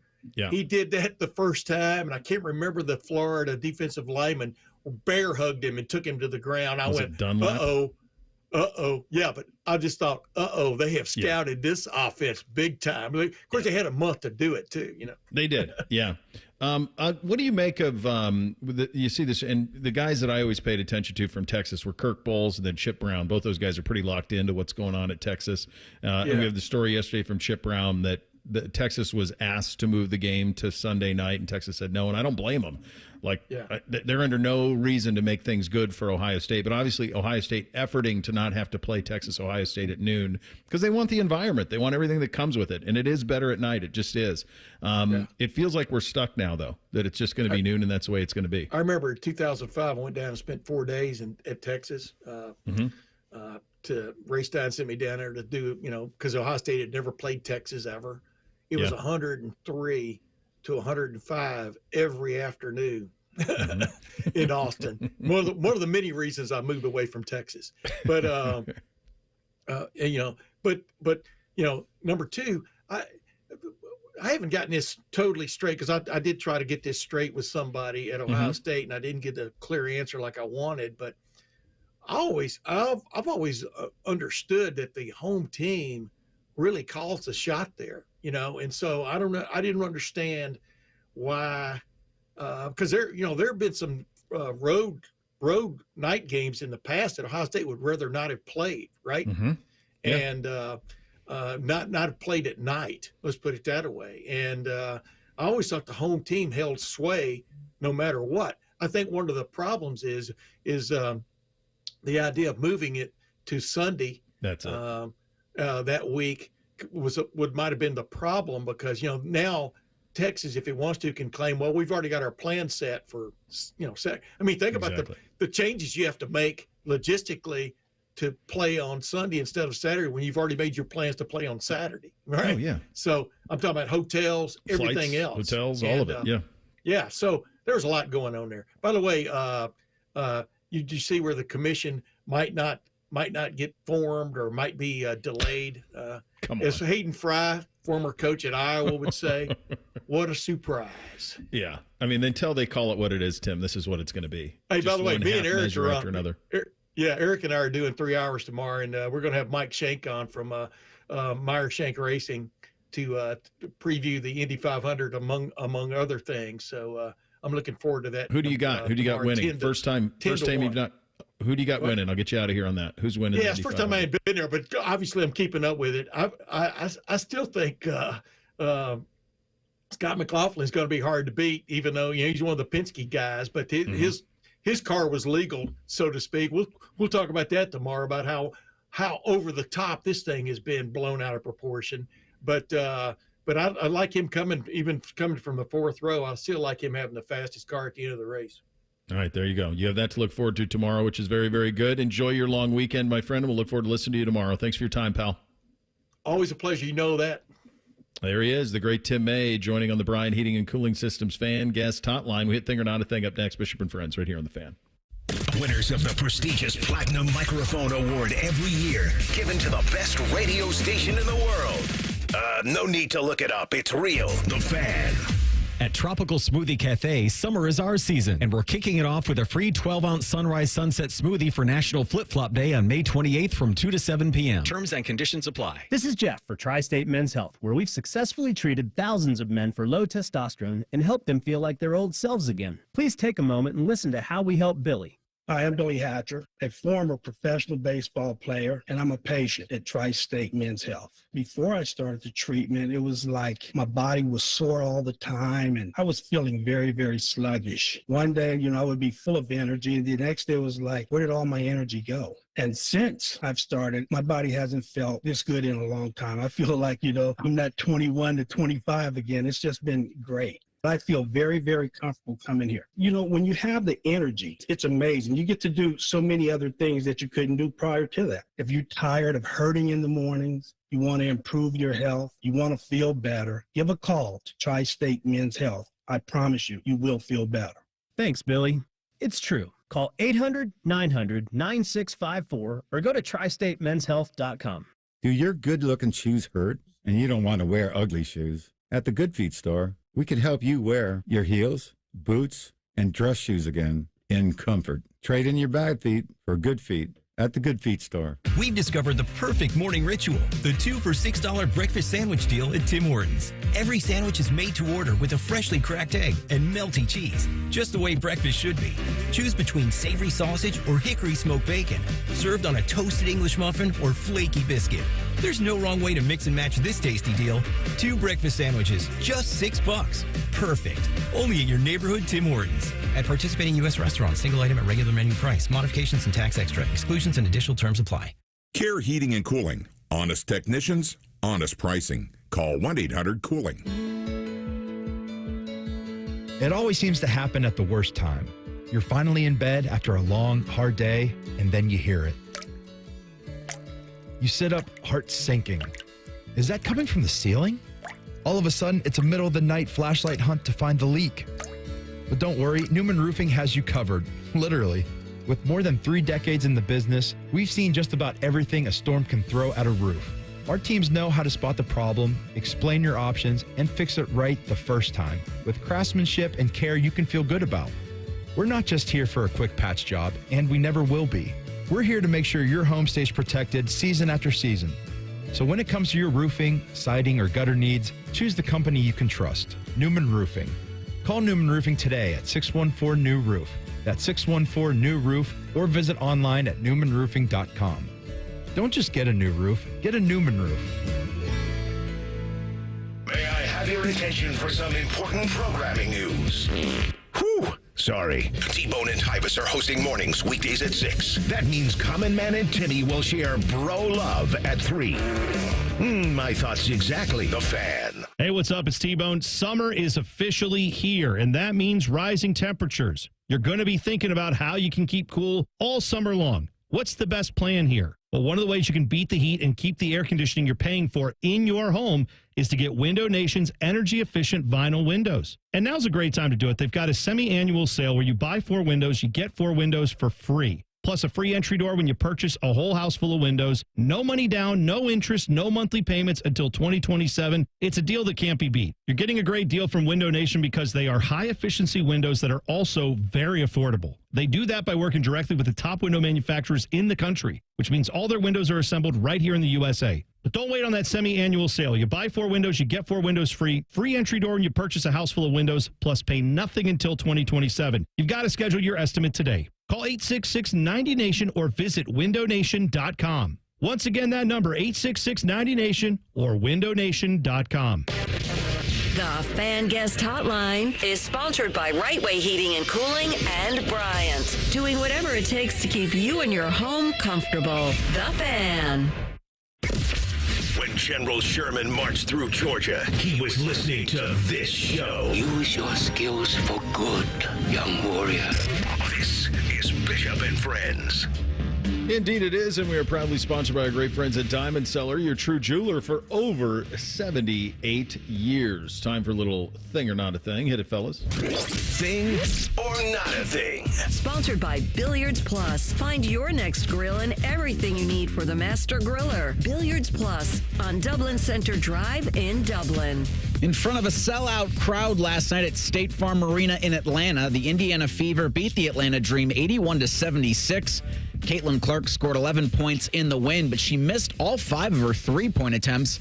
That ended a streak of 140 games with at least 1 3. The last time Clark was held without a 3 made was January 13th of 2022, when she was 0 for 6 against Purdue during her sophomore season at Iowa. That's a stretch of 1,225 days. Clark's played in 184 games across the NCAA and the WNBA. Thursday night and that aforementioned Purdue game are the only instances of her failing to make a 3-point shot. Thing or not a thing? I'm going to say not a thing. I mean, she only took 6. They won the game. So I'm going to say not a thing. I do think one thing that is a thing is how opponents are treating her the way opponents used to treat Michael Jordan with the physical play. So there was a play last night where she was really getting bodied, like just trying to bring the ball across half court. They called the foul, and then the defender stepped to her, and that's clearly what's happening in the league. Is they're trying to physically intimidate her. And Clark was like, "I'm not scared of you." She kept saying that, which I thought was a cool answer to that. But I think how the WNBA kind of manages this, because this is clearly what the teams are doing. They're putting aggressive, physical, on-ball defenders on her, and they're trying to bully her around. And then how does she handle it, and how do they officiate it? It's going to be, quite honestly, a powder keg all summer is my guess. But in terms of her not making a 3, it's kind of a weird statistical anomaly more than anything else. I think it's a thing because it just is another thing that underscores her greatness and how good she has been. Only 2 times now since she started college basketball has she played a game where she hasn't had a three. She is, and Angel Reese will disagree with this, but Caitlin Clark is single-handedly raising the boat of women's basketball. And she's getting all these girls paid more than they were ever going to get paid because she is getting more eyeballs on the game. It's tremendous what she's done for women's basketball and how good she is. The Atlanta Dream had to move their game to State Farm Arena from wherever it is they play at because of this. Like they play, I think, at the Gateway Center. So somewhere in Atlanta, they're playing regular games. When the Fever come to town, it's, all right, we're moving to the same place that the Atlanta Hawks play. And they sell the place out. And this is a phenomenon that happens all over the league. I think we've waxed poetically about just what she means to the sport and what she means to eyeballs of women's college basketball. And she's been doing it not only, in the WNBA, but when she was at Iowa. Ohio State sold out games after having some games in the season tarp the upper deck because the Caitlin Clark show came to town. So it's jealousy, but it's for entertainment purposes, really. I forgot the Pittsburgh Pirates fired skipper Derek Shelton 2 weeks ago. Don Kelly's the interim. Me too. Pirates are 17-34. They got beat by the Brewers last night, 8-5. None of that's really important. When asked Thursday if trading Paul Skeens is on the table, Pirates GM Ben Cherington said, no, it's not part of the conversation at all, end quote. Thing or not a thing? I feel like that's obvious. Like, how would they... Why would you ever do that now? Was Cherington is he never in Cleveland? Are you thinking of Chernoff? You thinking of Mark Chernoff? Oh, maybe. Yeah, he was with Boston, is the organization that he came up with. Yeah, not a thing, obviously. You're not going to trade him in year 2. I mean, you might trade him. I'm sure they'll trade him at some point and try to get a bounty back, but you're not going to trade him in year 2. He's literally the only thing you got going for you. I don't understand why he has to even come out and comment on this. This makes me feel like it's coming sooner than I thought than yesterday. And I was talking to Cole after our show, who is a Pirates fan, and he seems to think it's coming before arbitration in 2027 because he thinks even 2027 is when he's arbitration eligible. He thinks he will be too much for the Pirates, so he thinks before 2027 it's happening. I was thinking 28, 29 before he hits free agency in 2030, but Cole is a Pirates fan. He thinks it's coming sooner than later. Sell the team. Sell the team. Yes. If you're going to trade him before arbitration, sell the team. That's enough. You're not serious people. I just found it really funny that after Cherington said it's not part of the conversation at all, my retort would have been, now it is. It is now. It wasn't before. Yeah, right. Better keep that on the table, bud. Let's skip to some Aaron Rodgers talk, something everyone's clamoring for. Packers head coach Matt LaFleur was on with Kay Adams, and Kay asked him if Mike Tomlin had reached out to him about Aaron Rodgers. No, nothing. And neither has Arthur. So Arthur Smith, their OC, I haven't heard from either of those guys in regards to him. I'm pretty sure they know what they're doing. I'm sure they're confident in what they're doing, and I would fully expect him to be a Pittsburgh Steeler. Thing or not a thing? Me too. No kidding, Matt. That's what I think too. I think it's been arranged for a long time. I think it's known. Yeah, he's like the first one who you feel like would have a pretty good idea what's happening to say that on the record. I mean, I would fully expect him to be a Pittsburgh Steeler. That's pretty emphatic. Yeah, you almost wonder, and I don't think we needed this, but is this a pay attention to the scores here? Like, does Matt LaFleur know something? Like, yeah, this is going to happen. Aaron's just being Aaron. He's hanging out now, but he's going to end up there. He knows the same thing we all do. It's just going to happen. Just when is the only thing. You just keep coming back to this. The Pittsburgh Steelers would approach an offseason where they have T.J. Watt and Cam Hayward and acquired DK Metcalf and all of that, and their answer at quarterback would be what it is? No. They're too smart of an operation for that. So, no, I think it's been known and arranged for quite some time. Final hour of the week. We begin it with what we learned this week. The short answer is that is a lot. We'll get to that coming up next. Bishop and Friends, right here on the Fan. All the Ohio State conversation you can handle. The Buckeye Show. Weeknights at 6. Your Ohio State flagship station. The Fan. Get ready to commemorate Memorial Day and enjoy great savings on everything you need with Buy 5, Save 5 deals at Meijer. Buy 5 or more and save $5 or more when you mix or match hundreds of items like Kraft, shredded, or chunk cheese, Meijer essential paper towels, and 24 packs of select Coca-Cola and Pepsi products, plus deposit where applicable. The Buy 5, Save 5 deals at Meijer. That's the good life. A good deal better. Exclusions apply. See all deals in the Meijer app. 1877 Cars for Kids. KARS Cars for Kids. 1877 Cars for Kids. Donate your car today. Donate today at carsforkids.org. That's cars with a K. Your car can be picked up as soon as the next day. Receive a tax deduction and vacation voucher. 1877 Cars for Kids. Donate your car today. Now accepting donations of land, homes, buildings, or any kind of real estate. Our double hung is as good as it gets. There's something really simple. It's called an interlock. We interlock our windows. The interlock is the absolute best way to alleviate air infiltration. With the interlock, it's harder to break into. When you interlock the sashes, it makes a better window. It's just a darn good window, and we're very proud of it. Call Rizzotti today at 777-4806. Hi, this is Bob Masheter from Dick Masheter Ford. Thank you to all of Central Ohio as we head towards 60 years of doing business in the Buckeye State. Dad opened up in 1967 simply trying to offer a better way to buy a car, and we've been working ever since to serve our neighbors. We have served you through wars, recessions, and even a Chinese virus. Here is to serving you and your kids and your grandkids for the next 60 years, except on Sundays when we're closed, because it's the right thing to do. Still 24/7 at masheterford.net. Thanks. We've discovered the perfect morning ritual, the 2 for $6 breakfast sandwich deal at Tim Hortons. Every sandwich is made to order with a freshly cracked egg and melty cheese, just the way breakfast should be. Choose between savory sausage or hickory smoked bacon, served on a toasted English muffin or flaky biscuit. There's no wrong way to mix and match this tasty deal. 2 breakfast sandwiches, just $6. Perfect. Only at your neighborhood Tim Hortons. At participating U.S. restaurants, single item at regular menu price. Modifications and tax extra. Exclusions and additional terms apply. Common Man and Bob Capace here for Worthington Jewelers. Bob, you know what I love the most about you? That I pay you to do these commercials? That and the way you treat your customers. All right, listen. I will hook you up in our warm, inviting environment. You will be greeted by our top sales professionals that are non-commissioned, but will help guide you through the entire process. You're my guy, Bob. Worthington Jewelers on High Street in Worthington, worthingtonjewelers.com. Tell them Bob Capace sent you.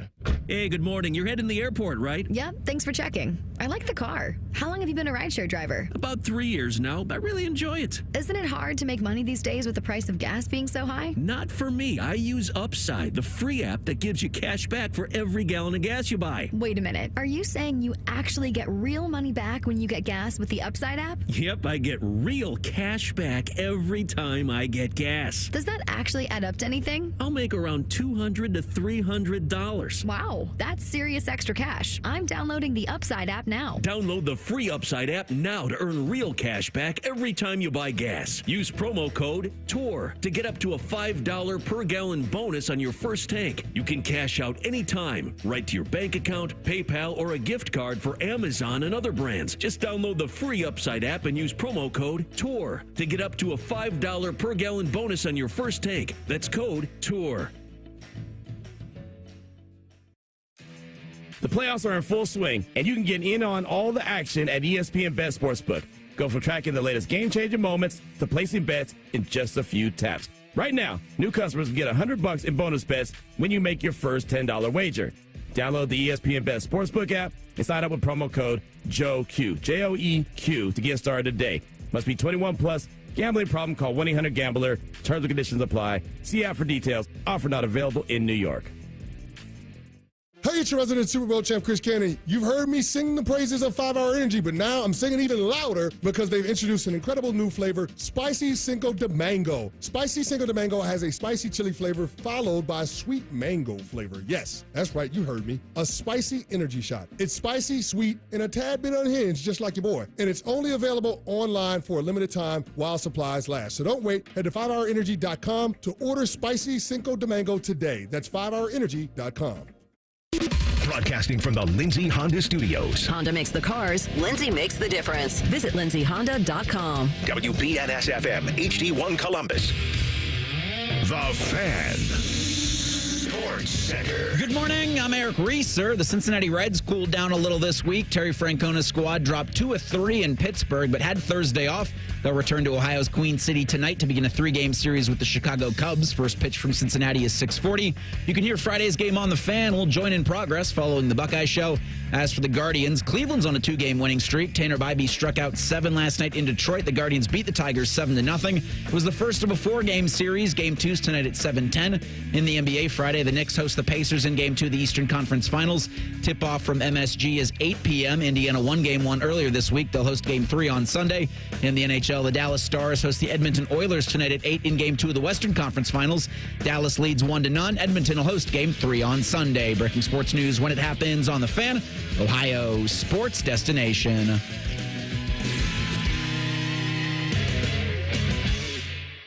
Producers, co-hosts, friends, some of those things are true.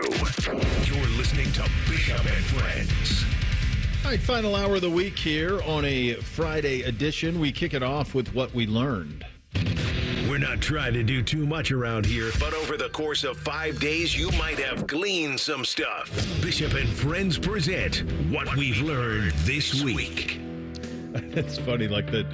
When I think back on the week and you think back of the shows and I think back of the things that occupied most of my mind, I don't understand how it's a total miss on my part that I did not consider this beforehand, considering the time of year it is and what the next couple of months are going to look like. But I didn't ever, or I hadn't previously considered that we're 25 years into the new century. And what that allows for you to do is to put it into perspective. And so what I learned is that we are 25 years in. And what that allows you to do is look back on a quarter century of college football. And The Athletic did a great job of putting this stuff together. We've had a lot of fun with these lists. It's allowed for us to kind of relive some incredible moments, some incredible coaches, some incredible teams, some games, all of it.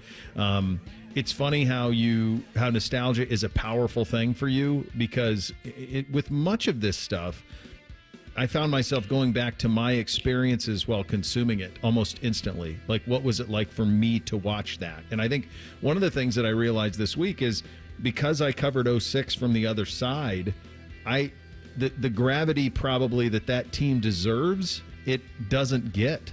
And it's probably as big of a dip in terms of if they win the national title against Florida that year, if they win it, they're arguably they're on a short list of one of the greatest teams in the history of college football. Top 5. They were number 1 the whole year. Yeah. And Troy Smith is viewed collegially, the way like Vince Young is viewed, except he would have the Heisman. Like if Ohio State beats Florida in that national championship game in 07, the 06 season, that's an all-time college football team, and it's an all-time player in Troy. And instead, because it went the way that it did, I think the other thing, not just that they lost, but they got bombed. Because of that, it's like it's largely forgotten for people outside of here. And even sometimes around here, we forget about it. Yeah, the nostalgia thing always wins. It's fun. Like, it does allow us to go like, oh, we're the top 5, like, coaches. Like, where is Ohio State in this? Top 5 games. Definitely the top 5 teams the last 25 years. I mean, like, you think back to just the NFL talent that all of those teams produced, but just how good they were in college. Because the thing with 14 and 15 is the talent was so good in the NFL, and they were good in the moment, but they weren't as dominant, I think, as what you had in 2006. But not close. And then it was 07 or 08 they lost to LSU in the national championship. It was the next 07. season? Yeah. The next season. Yeah, Beckman was that was my first year here.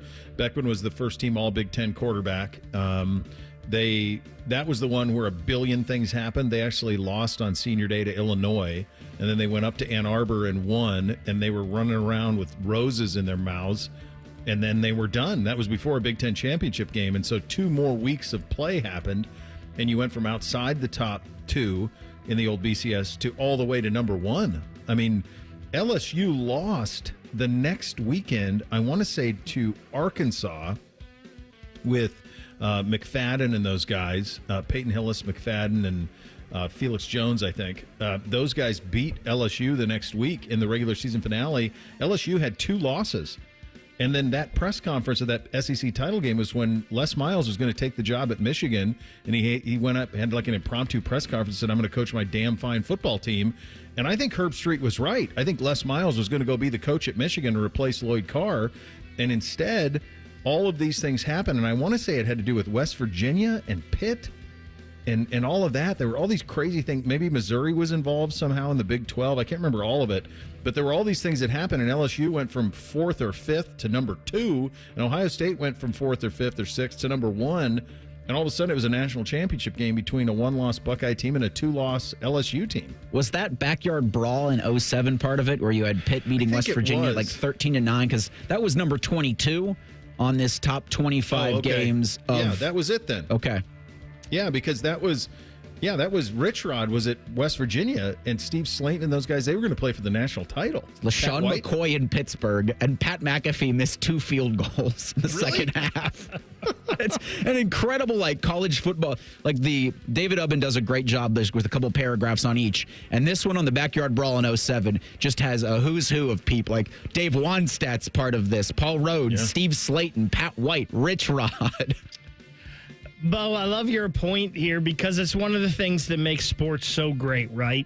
Is the memories. And it takes you back to how you feel or where you were. I'll always remember that 2002 national championship game. And I'm very weird about games I really care about, like how I consume them. Yeah. And I remember I did not want to be bothered. And my best friends that I usually watch games with, they were out at the national championship game. So I remember sitting in my girlfriend's dad's condo watching the game all by myself. And I forgot to go get a VHS tape to record the game so I could watch it later. Yeah. So I taped over somebody's fried green tomatoes. And so I would have the game, and I'm pretty sure I've got the tape somewhere still. But just things like that. I'll always remember the Ohio State USC game in 2008, and Ohio State got drubbed in that game. But I'll always remember we were at a softball tournament in Florida, and all of us watching it at a B-Dubs. It was like an OSU backers bar, and it was it's one of the great things about sports is those memories connected with it. It's the connective tissue for all of us, right? I mean, it's the common denominator. I mean, the amount of times that you say to this thing, it's like the one pure thing left that we have, that we can all agree on. And then we can agree to disagree on it, too. It can be quite civil, too. It's not youth sports where people end up in fights. You can have conversations about things, and you can have some varying, kind of opinion on all of it. I think the other thing that it hammers home, and it's something that we've been saying for a long time, and it's just the reality when you do any of these lists, top 25 teams of the 2000s and all this stuff. The most talented Ohio State teams didn't win it. They didn't, and in some instances, even the best Ohio State teams didn't win it. Our teams that won it, the 3 national titles in the quarter century here, 2002 is the least flawed in that they were perfect, and they had to beat the best team to win a national title. But a lot of folks, and you talk to folks who played on those teams, a lot of people down there say, man, we would have been better in 05. We might have been better the next year in 02. There might have been even more talent in the couple of years that followed. And the same is true of 14. 14 was not as a more talented team than 15, not by a damn stretch, but they were aligned, and there was a common goal. And they got better as the season went along. Same thing this year. I mean, we lost twice.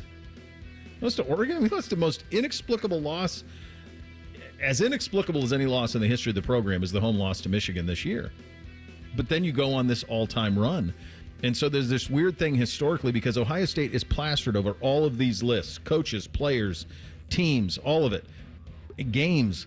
But our best sometimes are the thing that's kind of the anomaly here is our best teams aren't the ones that win it. And that's kind of a weird thing to wrap your head around. How do you think in 2050 this 2024 Ohio State team's going to be remembered? I think that college football is heading to a place that they're basically the NFL. And so I think you're just going to forget what happens largely in the regular season. And I think by 2050, you're not even going to, it's going to be a footnote that you lost to Michigan. I don't even know if it'll be something that gets brought up. You're going to look back and you're going to say who won the national title, and it's going to be a lot like the Super Bowl. Like, nobody looks back like last year with the Eagles and it's like, yeah, but who did they lose to? Oh, they lost to, the Commanders in week 12 or whatever it was. I mean, no one cares. Like, did you win the Super Bowl? So I think college football, sadly, because I think the regular season, which makes college football so cool, but I think we're going to really screw it up. I think we've already really screwed it up. I think the only way in 2050 anybody will talk about the losses Ohio State had this year will be them saying, this was the first. This was the change in college football right here. Yeah. You could lose a couple of games and still go win a national title. This team here was the first in what we have now. Yeah. It seems inevitable that that's where we're headed, right? I mean, they just continue to do everything. I mean, if they do this thing where if they go ahead and do like the play-in games on Championship Saturday to create more inventory for their television partners, well, what are we doing? You want to talk about minimizing the regular season. Why would any team be? This is a rarity, kids. For those of you who listen regularly, I don't always have, I'm probably the opposite of James Franklin on everything, but he's probably right in the thought process here. And Matt Rule's probably right too, which is why play any of these teams? All we got to do is get in. 20 sucks, but there's probably some truth to it. 2015, we'll probably have a 32-team playoff by then. Yeah, they'll just keep expanding. I mean, there's got to be some common sense at some point. I don't know when. I'm hopeful we'll get some. A lack of common sense. I've actually reached out to a couple of folks on the why does Texas get a say, and I haven't heard anything back yet. So we'll get into that a little bit. And our buddy Bill Connolly put his SP Plus rankings out there. You're going to like where you see the Buckeyes perched on this list. Doug Lesmeries in 18 minutes. Bishop and Friends right here on The Fan. Wake up with the Fan. Eat lunch with the Fan. Go to bed with the Fan. Dream about the Fan. Then change your sheets. Gross. Ew, you guys are gross, but stick around in case I don't find anyone else. The Fan. Thinking about buying your first home? Now, with Third Federal, you can buy your first home and pay no PMI. Hi, I'm Mark Stefanski, Chairman and CEO of Third Federal. Private mortgage insurance, or PMI, can cost thousands of dollars over the life of your loan. And you may not realize PMI doesn't protect you. It only protects the lender in case of default. But at Third Federal, you can buy a home with just 5% down and no PMI.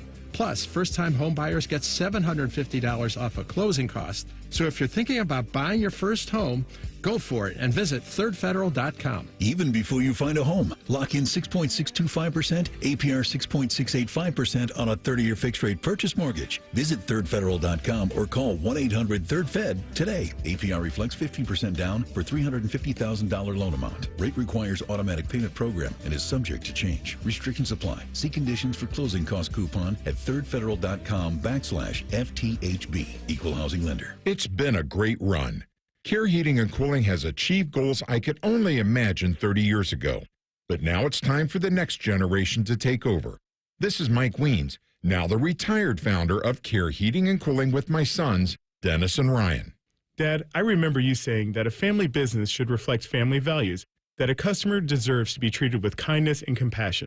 And those values will never change. The reputation you built for being fair and honest is our greatest asset. In fact, in 2024, Care was awarded a BBB Torch Award for ethics and named the Lennox Partner of the Year. You don't earn those awards by leaving cat toys behind. It's an honor to continue serving Central Ohio as a locally owned, family-run business. So, whether you need a tune-up, repair, or just honest advice, Care is here for you. Call Care Heating and Cooling at 1-800-COOLING or schedule an appointment online at careheatingandcooling.com. When you need a company, you can trust. Common Man here for Jermaine Lexus of Dublin and Easton. A lot of dealerships not stocking much inventory right now because of reasons. But at Jermaine Lexus, they have new inventory arriving every day. Get what you want when you want it. Lease the all-new NX350 for as low as $389 per month. How about rates as low as 3.99% up to 48 months and 4.49% up to 60 months on their most popular models. Jermaine Lexus, 2 locations to serve you, Dublin and Easton. Check them out online, JermaineLexus.com. That's the sound of a Mountain Dew. And that's you enjoying its refreshing citrus kick. That's a cool breeze suddenly whistling through your hair. Whoa! That's you realizing you're now on a mountain. This is epic! That's you stating the obvious. That's you stepping up to the plate. That's you winning your kickball game. Yes! Let's go! That's you taking another sip of your Do the Do. The Fan is headed to the Memorial. Are you ready for 30 hours of live coverage? Oh, it's true, baby. Sponsored by The Waterworks and Header Plumbing, Drain, Heating, and Cooling. TheWaterworks.com. The best Memorial coverage, The Fan. This is Pause Before You Play, and it's time for more game day picks from local sports fans. You're on the air. Who you got? Actually, I'm not betting, just chilling and watching the game. I know that move, a pause. Sounds like you've got a winning strategy. Exactly. After I set limits and recognized the risk, I knew it was time to stop. Now that is responsible betting, folks. Sports are fast. Betting shouldn't be. Make a plan at pausebeforeyouplay.org. That's pausebeforeyouplay.org. Have you ever told a friend Oh, I'm fine. when you really felt Just so overwhelmed. or sent a text Can't sleep. Are you awake? when you couldn't find the words to say? I'm scared to be alone with my thoughts right now.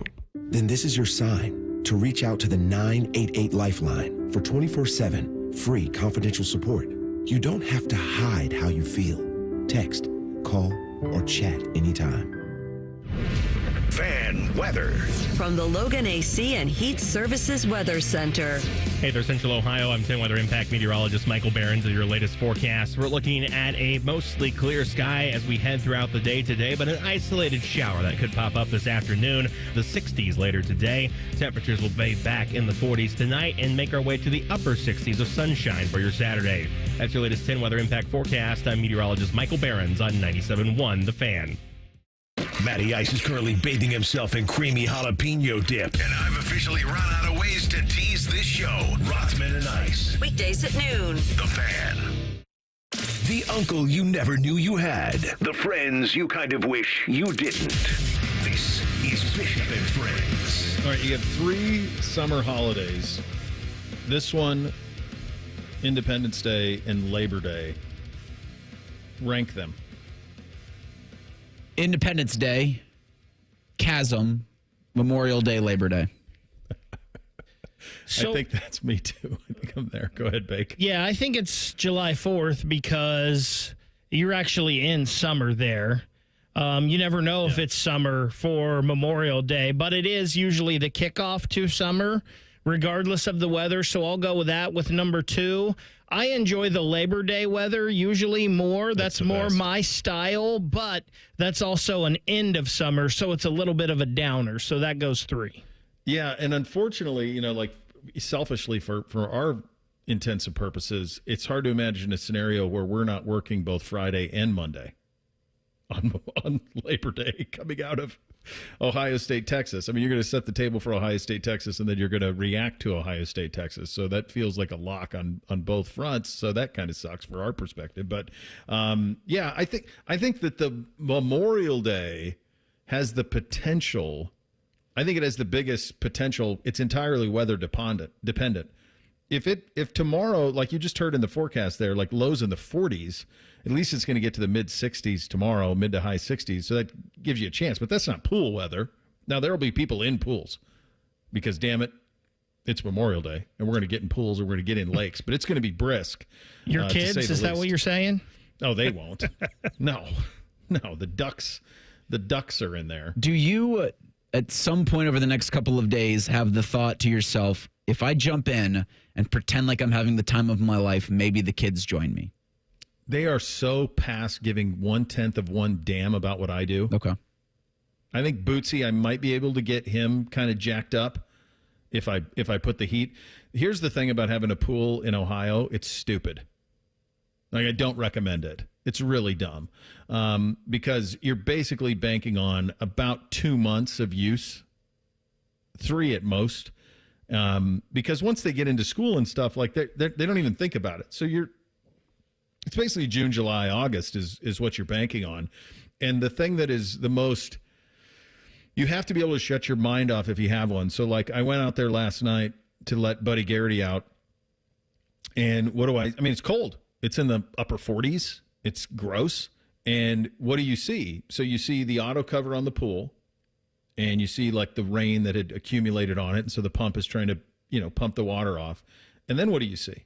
You see steam rising. And that steam that's rising is dollar bills that you're lighting on fire, one after another.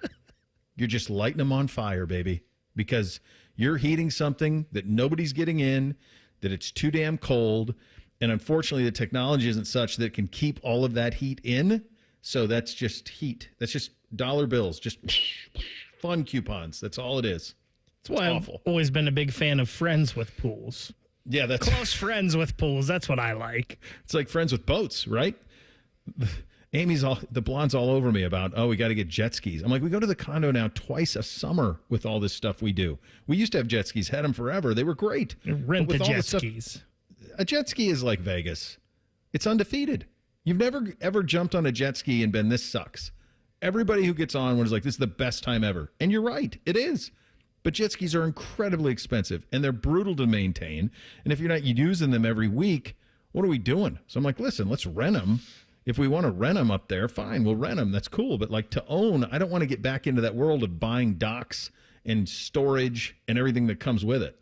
I remember Colin Cowherd once said, unless you're a guy and you golf, he's like, outside of buying golf clubs, you rent your fun. Yeah, I think that's pretty smart. Yeah. I mean, I could, as bad as my game is, I could probably rent golf clubs too. And you got that new fitting now. You're ready to roll. I did get the new fitting. Guess how many holes I've played this spring, Bake? 9. 6. Oh. Not even a full 9. That's another one of lighting things on fire when I get the club bill every month. I at least played 9 before I left. Really getting my use out of this thing. Well, I was with the boys and it got too cold. Bootsy petered out on me, so we had to skip, and we could only play 6 holes. So that's the way that it goes. I still haven't gotten. It's funny you brought this up. That was a very good point out of you, Bake, when you were talking about Texas being the pushback to moving the Ohio State-Texas game to Sunday, and you said, why do they get a say? So I've reached out to some people. I don't know why they get a say. Tim, and I haven't gotten a real answer as to why they do. Tim May's probably right when he said that now you have to change all this stuff logistically. You have 200 hotel rooms and all, like the plane is charter. That's easy. But the hotel rooms and all that stuff, maybe that's kind of the pushback. And I don't know, like if in the contract, it is something like once we agree to the date, it can't be moved without both teams saying yes. My hunch is that's what it is. And I understand that argument. Yeah. Pre-2020. I don't anymore. Like COVID changed all of that with everything. It did. And I understand more people are traveling now. Maybe hotels will have more people in it, yada, yada. That's crap. There's enough hotels in this town. There's enough hotels close to campus. Like that argument is all out the window now. I agree with you. My hunch is it's just in the fine print of that contract that says this is the date. And it's kind of like, it takes 2 keys on a nuclear submarine. It's kind of like that. It takes 2 teams to be able to move it. And even if the reality is no one's ever going to see that contract to know if that's the real truth or not, if you want to go conspiracy, Reese. Yeah, and Texas is just going to be like, because we don't want to. If you just hooked up to a lie detector, because we don't want to. We're good. We're good smart. Noon Saturday. So tough. And if anybody out here is going to argue about game times and atmosphere and impact on opponents, this is your proof. Here's your proof. They would rather play at noon. Guess what? Next year in Austin, we'd rather play at noon.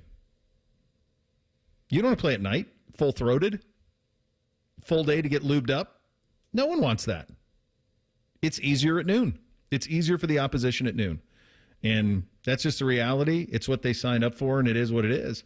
And I feel bad for everybody because at night it would be the way that you remember Texas, Ohio State back in the 2000s. It would be the way you remember USC, Ohio State here when Matt Barkley came in here as a freshman and won. I mean, the night games here are electric factories, and they're just not at noon. And it's just, you signed it, you took the money, and it is what it is. So I've kind of given up hope now to think it's going to be anything other than noon on Saturday. Bill Connolly, ESPN SP Plus rankings are out. We love Bill. We've had him on a lot. We usually like to yell at him when he gets something wrong on how an Ohio State player is ranked. We're not going to yell at him here. So what he takes into consideration for the SP Plus projections for an upcoming season: returning production, recent recruiting, and recent history. Pretty good, right? Well, it's pretty good for Ohio State. The Buckeyes number one in the post-spring SP Plus rankings, pretty dominantly number one. 29.5 is their number on that. Alabama, a surprise number two, 27.9. Penn State is 3 at 27.7. Georgia is 4 at 26.9. And Texas is 5, 26.4. Other teams that we pay attention to: Notre Dame is 6. Oregon is 7. Michigan is 10. I think that's way too high for them at number 7 on this list. Indiana is 23 on this list. And then from there we go. Alabama at 2 surprises me. One thing that we kind of talked about, though, with Texas at 5, and we think it'll be number 1 versus number 2 when they play. And we mentioned this earlier in the week. I think Texas is being inflated by the idea of Arch Manning. And I think that maybe there isn't enough attention given to how many folks Texas lost last year. That it's not just Quinn Ewers. It's the tight end. It's the corner. It's the safety. They lost a lot of guys. So, yeah, we think Arch is going to be pretty good, but they lost a lot of guys in there too deep as well, and I think that's how they end up 5 on this list. Yeah, it's really fascinating when you look at, I mean, obviously he's got the formula that plans all this out, so he can hide behind the numbers, Bill, but in this point, he's not, because he's picked the Buckeyes correctly. Or the numbers have picked the Buckeyes, excuse me. But so many teams on this list, you're like, what are you doing at quarterback, bud? How's that play? I mean, even Ohio State, you go, let's play the quarterback. How you feel about that? Dude, do the top 10. Ohio State, new quarterback. Alabama, new quarterback. Penn State, same. Georgia, new quarterback. Texas, new quarterback. Notre Dame, new quarterback. Oregon, new quarterback. Clemson, same. LSU, same. Michigan, new quarterback. It's 7-3 in the top 10. 7-3. And if you go down the list further, it's more of the same. Miami, Tennessee, Florida, same. Texas A&M, Oklahoma, South Carolina, Kansas State. I don't know well enough. I think they return. I think it's upwards of 15 new quarterbacks and 5 returners in the top 20 in the country. I do think it's going to make for an incredibly fun college football season because you have that. Like we talked about 2007 and kind of how wild that last month was. I think something similar is going to happen this year, and I think it might. And I don't think it'll do it here, but I think a lot of teams will rethink how they do their quarterbacking because either the portal backing or they're recruiting the guy out of high school for some isn't working. No, it's not.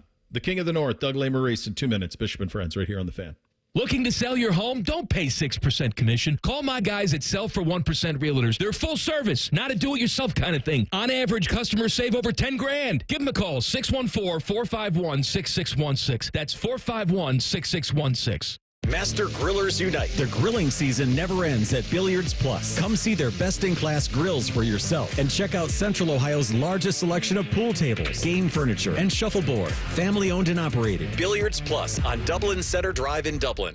It's Military Appreciation Month at Coghlan Chevrolet. Get double the GM military discount. Lease a new 25 Chevy Trax, $139 a month or $119 for military. New Silverado, just $349 a month or $309 for military. Now at Coghlan Chevrolet. Together, let's drive. Coghlan has a car for you. Military discount for active reserve and retired military personnel and their spouse. 39-month lease with $39.99 due at signing for Trax. 36-month lease with $49.99 due for Silverado. Plus tax, title, and license. 10,000 miles per year, 25 cents per mile over. See dealer for details and 6225.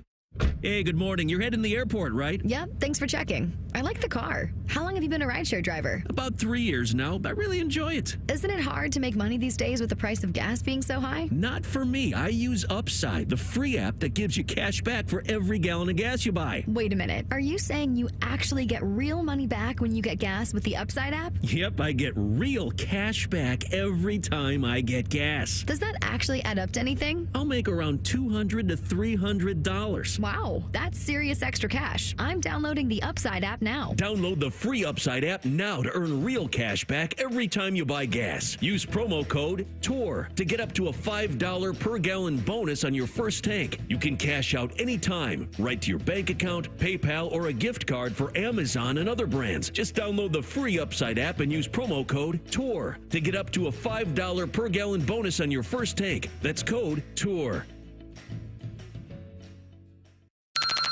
Bishop and Friends is sponsored by Diamond Seller, your true jeweler for over 75 years. The Fan, Ohio sports destination. Find us on YouTube. Search WBNS Radio and you can see what Bo looks like. But only if you subscribe. This is Bishop and Friends. All right, time to head out on that Bryant Heating Cooling Systems fan guest hotline on a Friday at 11:30. We like to talk to our great friend Doug Lesmeries, King of the North, of course, on the Bryant Heating Cooling Systems fan guest hotline. What is the best team you've seen since you've been covering college football, which would certainly entail the entire 25 years of the century? I realize this is a July 11th question for you, but got me thinking about the first 25 years of the century. What's your answer to that one? Yeah, man, that is a tough one. I did cover that Texas USC Rose Bowl in 2005, my very first year covering college football, and that you thought it was the team of the century, and then Vince Young beat them. And I also watched that Vince Young team in Ohio Stadium that year in 2005, and I know that he's an extraordinary individual player. But that team, that player leading that team, and the teams that they beat that year to have beat that, they beat that Ohio State team, they beat that USC team. That's probably not the right answer, but that is a player and a team that just sticks in my mind in conversations like this. This is the thing that is so interesting about when you have conversations about this, because it is really how you view it. And it's why nostalgia is so potent, right, Doug? Because it's how you remember it in your mind's eye. So you have that firsthand experience of Texas USC, and then you can apply it to the rest of that season. The thing that is so interesting about from the Ohio State perspective of this is Ohio State's best teams, most talented teams, typically don't win it. They usually something happens along the way that unseats them. So when I was thinking about the best Ohio State team I covered, to me it was 19. Not 15, because I just don't know that 15 ever felt like a team to me. It felt like there was a lot pulling at that team, and I wasn't here in 2002, and I wasn't here in 2006. I got here, after that. So when I think of the team that was just a buzzsaw, it was Ryan's first team and Justin's first year here. And so that 2005 Ohio State team that I just referenced that lost to that Texas team because they were still between Justin Zwick and Troy Smith in week 2 in that game. And again, the drop pass in the back of the end zone. Ohio State easily could have won that game at home. And I've always referenced that 2005 team because it has all the bones of the 2006 team, but also it has all the first round picks that you lost. It has A.J. Hawk and Dante Whitner and Bobby Carpenter and all those guys that weren't here in 2006, Santonio Holmes, right? So, I mean, I think that 2005 Ohio State team, without the Troy suspension, you get that figured out a little bit earlier. You get much of the best of Troy Smith. Yep. And then just absolute NFL talent, offensive and defensive sides of the ball. I've always thought that 2005 team is arguably, and that was my first year covering Ohio State. I wasn't here in 2002. But that 2005 team is arguably the best Ohio State team that I've seen, and they lost twice. They lost in State College, right? Mm-hmm. They lost in State College. Tamba Ali couldn't block him. That was Larry Johnson doing his thing at Penn State back in the day. But again, that's one of those. What's the difference between the 2005 Ohio State team and the 24 Ohio State team? They both lost 2 games in the regular season. What's the difference? Structure opportunity. Of the sport. I mean, honestly, the four best teams in the country that year were Texas, USC, Ohio State, and Penn State. Ohio State lost 2 regular season games to 2 of those other 3 teams. And you thought USC was and we're not even talking about 12 teams. If they were at a 14 playoff back then, Ohio State probably would have been in it. And then you give A.J. Hawk and Troy Smith and 3 first-round receivers in Ted Ginn Jr., Anthony Gonzalez, and Santonio Holmes. Give them a shot at USC.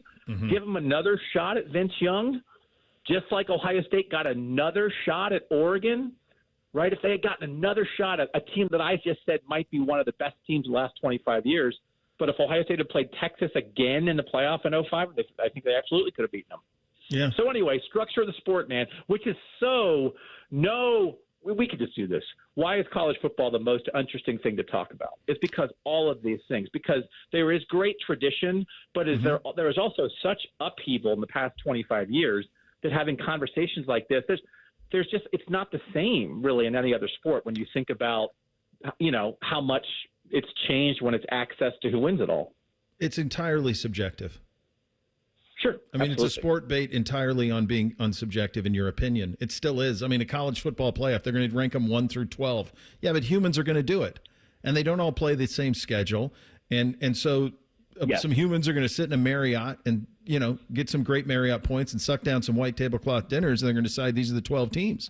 And that's what makes it maddening, and also what makes it my favorite thing and your favorite thing to talk about, because it's all a debate. It's a sport built on debate. And I do worry a little bit about where this is heading from this. I mean, one thing that I really don't want any part of, and you and I haven't talked about this yet, I have no interest, and I know that I'll watch it. I get it. But the idea of play-in games in the Big Ten and the SEC feeding into 16-team playoffs, we're getting to, this is the NFL. This is an NFL-ication of college football for sure. And I am concerned that the regular season will be minimized. Will I watch those games? Yeah, you're damn right I'm going to. But part of the things that makes it cool for me in college football, because I love the seedy underbelly, I love not knowing for sure. What are we going to do here when all of a sudden you're playing 3 and 4 loss teams for a right to get into a 16-team playoff? I know you're probably on the other side of it because it's more good content, but I do worry about that. So I guess I would say that the uncertainty of college football makes it interesting, but I don't know that I think it makes it better, right? Because I do think the ball on the field is good enough. The passion is strong enough. There are enough great programs at the top. There are enough teams trying to climb up to that tier that make it interesting that I am not against, because we were just talking about this on our show today. If that 6th spot in the Big Ten gets you into a play-in game that might get you into playoff, man, you know what that does? That makes an October game between Michigan State and Iowa really important, because they're in a battle for the 6th spot to get into a play-in game, right? And so it adds drama to a 4-3 versus 5-2 October game between 2 mid-tier Big Ten teams. So if you look at that and say, oh my God, so now we're spoon feeding, we're getting participation trophies and trying to prop up that game. But also I thought what a lot of people were worried about was the regular season's not going to matter, and we're just creating a situation where a mid-October game between 2 solid but not great teams really matters, not just to those fan bases, but to everybody else. I'm in a world where the NBA has play-in games, in a world where the NHL is letting half their teams in the playoffs, right? I think I'm okay. I'll reserve the right. I'll get back to you. If it stinks, I'll tell you, but I'm okay with it for now. The two leagues you just mentioned, though, I would argue, and I would have ratings data that would back it up, that they play regular seasons that are largely not watched. Agreed. But part of that is because there's too many games, and football, it's still once a week. Your weekend around football. You still plan your weekend around football. And I just cannot envision myself. I do this. I don't watch a single NBA regular season game. Never. Yeah. I can't imagine what this sport would have to do to get to the point where it's a Saturday in October and I'm like, I'm good. I know who's probably going to win. and it doesn't matter because I know these 9 teams are all going to be the playoff anyway. Get back to me in December. I guess that might be what people are afraid of. I think we are so far from that. I still want to watch these games. So I'm not that worried about it. Yeah, I do too. And if they do the play-ins, I'm going to be into it. I'm going to have it on. I'm going to watch for sure. I just think we are.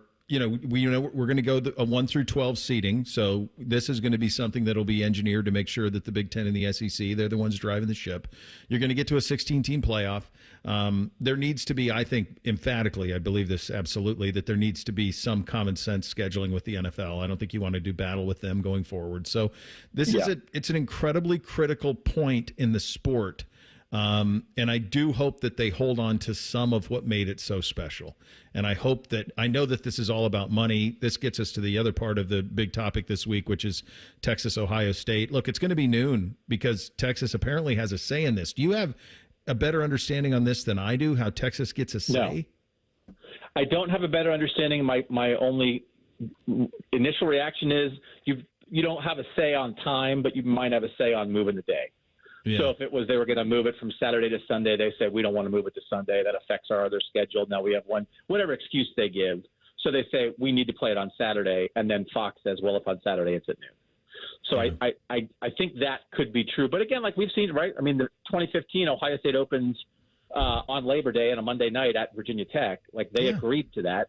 Right. So like it's not like this has never happened. And the idea that if Texas doesn't want to do that, well, Notre Dame, Miami is playing on Sunday night. So, I mean, there are other games in those spots. It's not a ridiculous request, but it sounds like it's coming late. Right. So if it wasn't agreed to ahead of time, I guess that would be it. I'll get you out of here on this one. When you talk about the other around the other programs and fan bases in the North, do they have the beef that Ohio State has with Big Noon?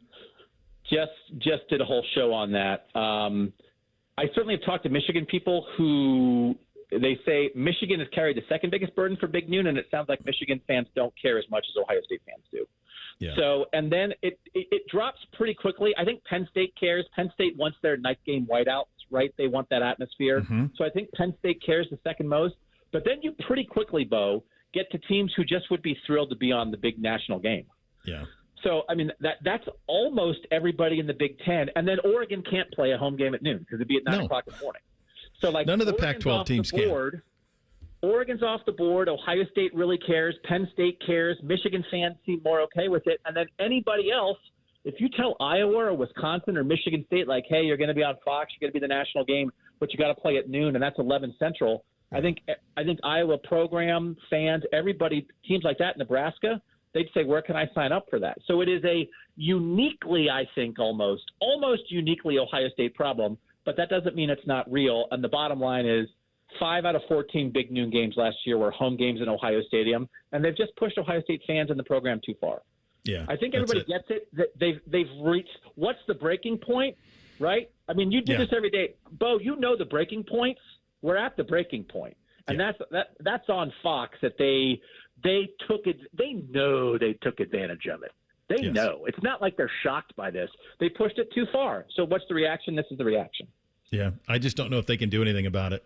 I think they're kind of stuck at this point. As much as I keep people saying that Ross and everyone's fighting for it, I think at this point they might be stuck with noon, which sucks for the Texas game. Penn State, Ohio State, November 1st has to be at night. That just has to be at night on NBC. And I said I'd announce that simultaneously. They need to do something. Yeah. Simultaneous. We're announcing it now. That's a 7:30 p.m. start. And that would be you get at least one. And that seems to be the Ohio State fans I've interacted with. They want at least one cool home primetime game. They don't need 3, but they haven't had one of those since 22 to open the season against Notre Dame. So they didn't have any the last 2 years. A cool night game. Ensure one cool night game. And I think a lot of fans will say, okay, we're not thrilled, but that's something. I agree with you on that, my friend. Great stuff as always. Thanks for the chat. Always fun. Thanks for having me.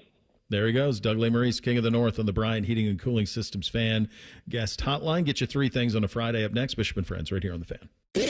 If you miss a live show, you can catch the podcast. If you miss the podcast, our hosts have volunteered to have dinner with you. Ma, the meatloaf! The Fan. At Tropical Smoothie Cafe, summer is our season, and we're kicking it off with a free 12-ounce Sunrise Sunset Smoothie for National Flip-Flop Day on May 28th from 2 to 7 p.m. Terms and conditions apply. Get Eco. Aaron, I love that we fix ACs for free. I don't think we do that, Jerry. Get Eco. Stay with me, Aaron. I'm going to explain to you how it works. You're going to explain to me how my own invention works? Get Eco. Step 1. Some other HVAC company tells a customer that they need a whole new system. Yes. And then they call us. They can always call us, Jerry. Get Eco. And then we repair their system for free. No, then they pay us. But we give the money back, right? We give them back all the money they paid us to fix their old system when they finally do need a new one. Up to $1,500, right? Right. Aaron, we're fixing HVAC systems for free. Get Eco. We extend the life of their system. That's right. Those extra years are free. On me. Get Eco. Eco. Plumbers, electricians, and HVAC technicians. GetEco.com. My house has a new glow. I love my windows. Universal Windows Direct. Colin Man here. Get 50% off your windows, plus no interest and no payments for 12 months and a free entry door with purchase. Restrictions apply. Give them a call, 614-502-5220. Like me, you'll be saying, I love my windows. I love my windows. They've got that brand new home effect. Universal Windows Direct. Did you know even the smallest increase in mortgage rates can cost you thousands of dollars over the life of your loan? Hi, I'm Mark Stefanski, Chairman and CEO of Third Federal. It's true, even a 0.25% change in rate can cost you thousands of dollars over the life of your mortgage. But with Third Federal's new Early Rate Lock, you don't have to take chances. Early Rate Lock is the only pre-approval that locks in your rate at pre-approval, even before you find a house. Plus, we're so confident that our rates are the lowest, if you find a lower rate, we'll beat it or give you $1,000. And now through May 31st, get pre-approved with Third Federal and we'll pay all of your closing costs. So don't wait. Call Third Federal today. Right now with Third Federal, even before you find a home, lock in 6.625%, APR 6.685% on a 30-year fixed-rate purchase mortgage. Visit thirdfederal.com or call 1-800-3RD-FED today. APR reflects 15% down for $350,000 loan amount. Rate requires automatic payment program and is subject to change. Restrictions apply. Zero closing costs on low-cost loans only. See conditions for lowest rate guarantee at thirdfederal.com. Equal housing lender. Summer's just around the corner. Are you ready to hit the road in style? At Germain Toyota, the adventure starts now with the 2025 Toyota Tundra. Rugged, reliable, and built to take on anything summer throws your way. Drive off in a new Tundra with 1.99 APR for 48 months. That's right, low financing, high performance, and a season full of possibilities. Hurry into Germain Toyota. Germain Toyota on the corner of I-70 and Bryce Road or online at germaintoyota.net. 1.99 APR for 48 months with approved credit. See dealer for details. Guess what? Our ugly faces are on YouTube. Search 971 The Fan and watch all your favorite shows. Laptop, phone, tablet, smart TV, we're everywhere. Bring us in the bedroom with you. Yes, The Fan. At Kroger, we've lowered prices on over 1,000 items across our stores so you can save even more. Whether you're shopping in-store or online at Kroger, we've lowered prices on thousands of the items your family wants and needs. And with lower prices, your dollar goes further every time you shop with us. Kroger, fresh for everyone. Here's a fresh deal on produce. 18-ounce containers of blueberries and 2-pound containers of strawberries are only $2.99 each with your digital coupon. Kroger, fresh for everyone.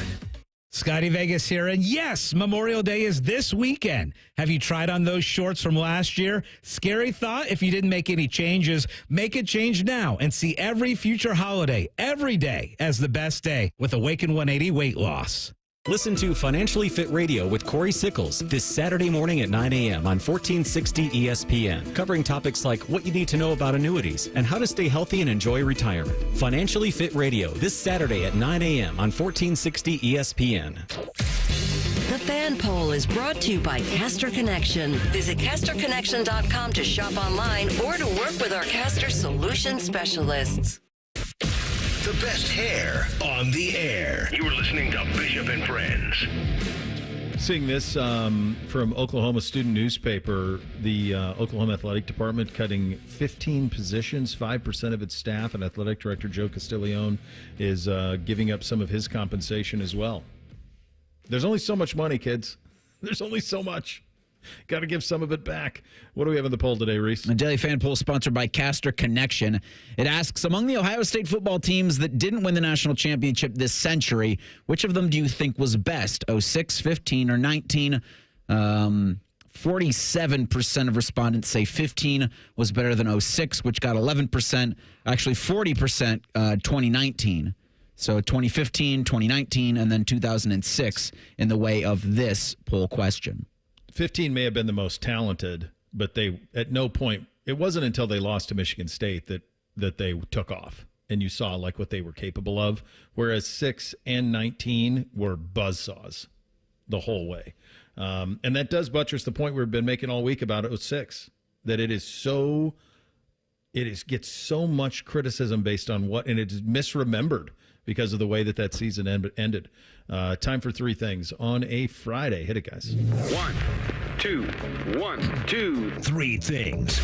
Sponsored by Buckeye Lake Marina, Central Ohio's largest selection of new and pre-owned boats. Find your next dream boat at BuckeyeLakeMarina.com.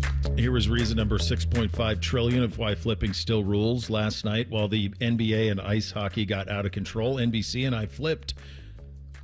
And on the HBOs, one of the HBOs was Friday. Now, I have not seen Friday in 30 years. Haven't thought about it in probably that long either. Does it hold up? Yep, absolutely it holds up. Is Chris Tucker as funny as you remember? Yep, absolutely is. In fact, afterwards, NBC said, "What happened to that guy, Dad?" And I said, "It's a great question. He made a lot of money making those movies with Jackie Chan. I don't know why he didn't have a bigger hit rate or what happened, but that was it." Because when you watch Friday, you'd say, "How is that guy's Eddie Murphy?" That's what we all assumed that he would be after watching it. And he had big hits with Jackie Chan, but it just wasn't the way that you thought it was going to go. I just feel like when he made a ton of his money, he just went away. Like I know they're trying to get him for this Friday or this be like the fourth installment in the Friday series or the Friday reboot, and I guess you'd have to have the number to be correct for him to come back. The 8th installment in the Mission Impossible franchise is something I might see tonight. It's the Final Reckoning. Someone on Reddit had ChatGPT run an analysis of all 7 Mission Impossible films. They haven't done the 8th one yet, to figure out how long Tom Cruise has run for. And over 7 movies, ChatGPT estimates Tom Cruise has run 14 kilometers or 8.7 miles in total. He runs 8 miles in The Firm alone. I mean, that's all he does is sprint everywhere. Bo, you talk about flipping last night and how it's undefeated. I am someone who has not had cable since the summer of 2022. Yeah. Now, if someone hypothetically had a box where they got everything, they wouldn't have to worry about missing out on any of their shows. But the one thing I do miss a lot is the DVR. And there are some things that I can still get on demand, but there are others that I cannot. And there are some things that I love to watch fast forwarding through on the DVR, and I can't do that anymore, and I feel like it wastes a lot of my time and keeps me from watching some other things. So DVR is definitely the one thing I miss from cable. Come home, Vic. It's so much cheaper. Water's warm. Yeah, don't worry. It's just like you just light it on fire. Money's fun. Coupons. Don't worry about the money. Hypothetically. Number 2 for me. Speaking of Mission Impossible, I mean, the weather, it's going to be chilly. We're not going to be doing much at the lake. I'm contemplating doing the first ever, and yeah, it's crazy, but this is just a little bit of where we are as a family and where society is, I think, a little bit. I'm contemplating doing like the first, I think, ever Bishop family movie night, and I think we're going to go see Mission Impossible in the IMAX. I think we're going to knock that out. I mean, we haven't done it. I can't even tell you if as a family we've all gone. My hunch is we probably saw like Peter Rabbit or something when they were little in the theater, but it's been a long, long time. So I think we're going to knock that out this weekend. As you heard from our guest in the 10 o'clock hour, Tim May and I are doing the Saturday Spectacular tomorrow from 10 to 1. We're going to have the president of Myers Shank Racing, Mike Shank, on at 10:30. We'll preview the 109th running of the Indianapolis 500. There's a bevy of really cool, interesting niche sports going on this weekend. John asks at 971 BFS, Indy 500 picks in the last segment. Well, I'll give him mine. Will Power. And only a handful of people who follow IndyCar know why I picked Will Power to win the 109th running on Sunday. Is my guy Graham Rahal in it? I don't believe so. You'll have to listen to Tim May and Reese tomorrow. We'll have it. Because I also got to learn. Reese is talking auto racing, whether he likes it or not. I will just piggyback with that. I'll go Joseph Newgarden. Why not? He's won the last 2. Let's win 3 in a row. Do you know where he's starting? He's at the end. Right next to Will Power. Yeah, he's at the end, right? They got caught doing illegal modifications. Cheating. Oh, they got the. There you go. Yeah, I'll tell you this. NBC has been on me all week about Monaco. Like, not a word yet about Indy, but it's a good Sunday morning start. Yeah, he's all jacked up for Monaco. So, hey, look, we're up against it. No time for 3. Let's just have a collective 3. Be safe this weekend, kids. Be safe out there. Use your Ubers, your DDs, all of those things. I know you want to get out there and have some fun, but make sure you're safe along the process. Have a great long weekend. We are back Tuesday. Rothman and Ice coming up next. Bishop and Friends right here on The Fan.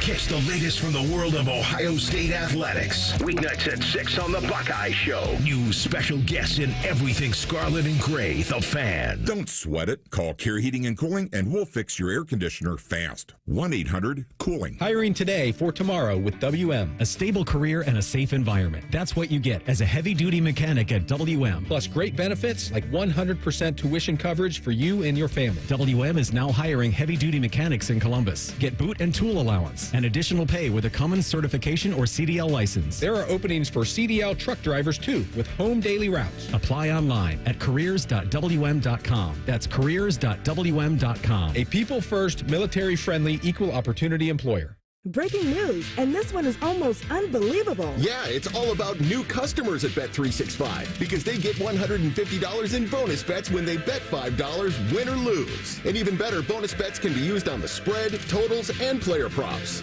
There you have it. Bet $5 to get $150 in bonus bets, win or lose. And see why it's never ordinary at Bet365. 21 plus only. Must be physically located in Ohio. Gambling problem? Call 1-800-GAMBLER. TNCs apply. Available in app only.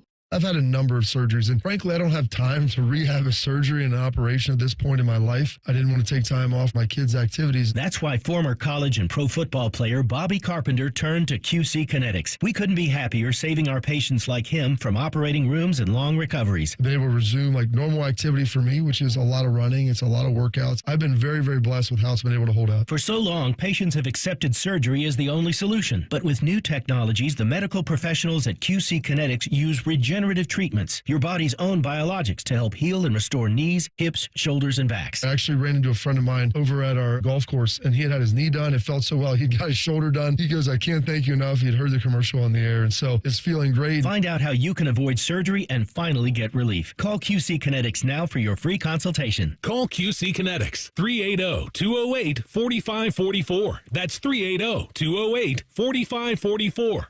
380-208-4544. Another reason to choose Hinderer Motor Company for your next vehicle.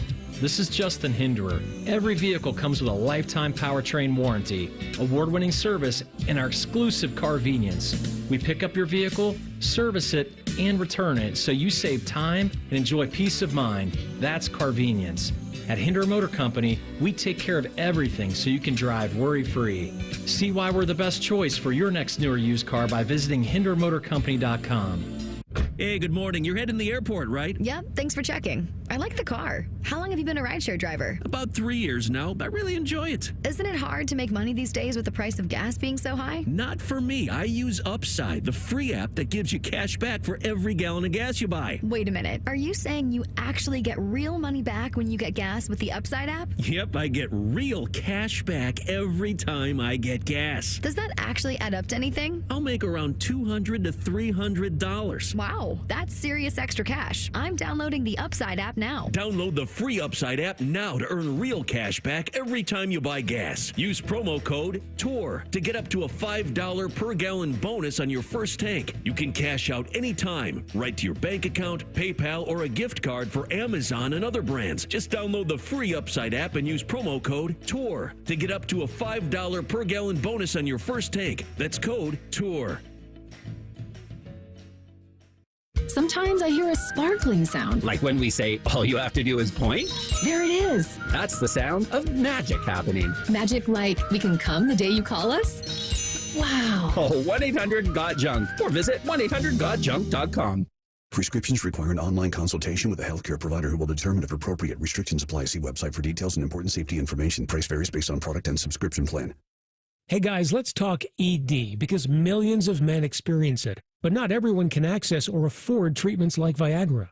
Well, Hims can help. Through Hims.com, you can get a full range of treatment options for ED, including daily or as-needed meds through a 100% online process. It all starts with an online intake form. Get started at hims.com/joy, and from there, a medical provider licensed in your state will determine if ED treatment is right for you. If prescribed, your medication is shipped to you for free. Find the ED treatment that fits your needs with options up to 95% less than the brand names. Millions of men experience ED, but Hims can help. To start your free online visit and save up to 95%, go to hims.com/joy. That's hims.com/joy for your free online visit. HIMS.com/JOY.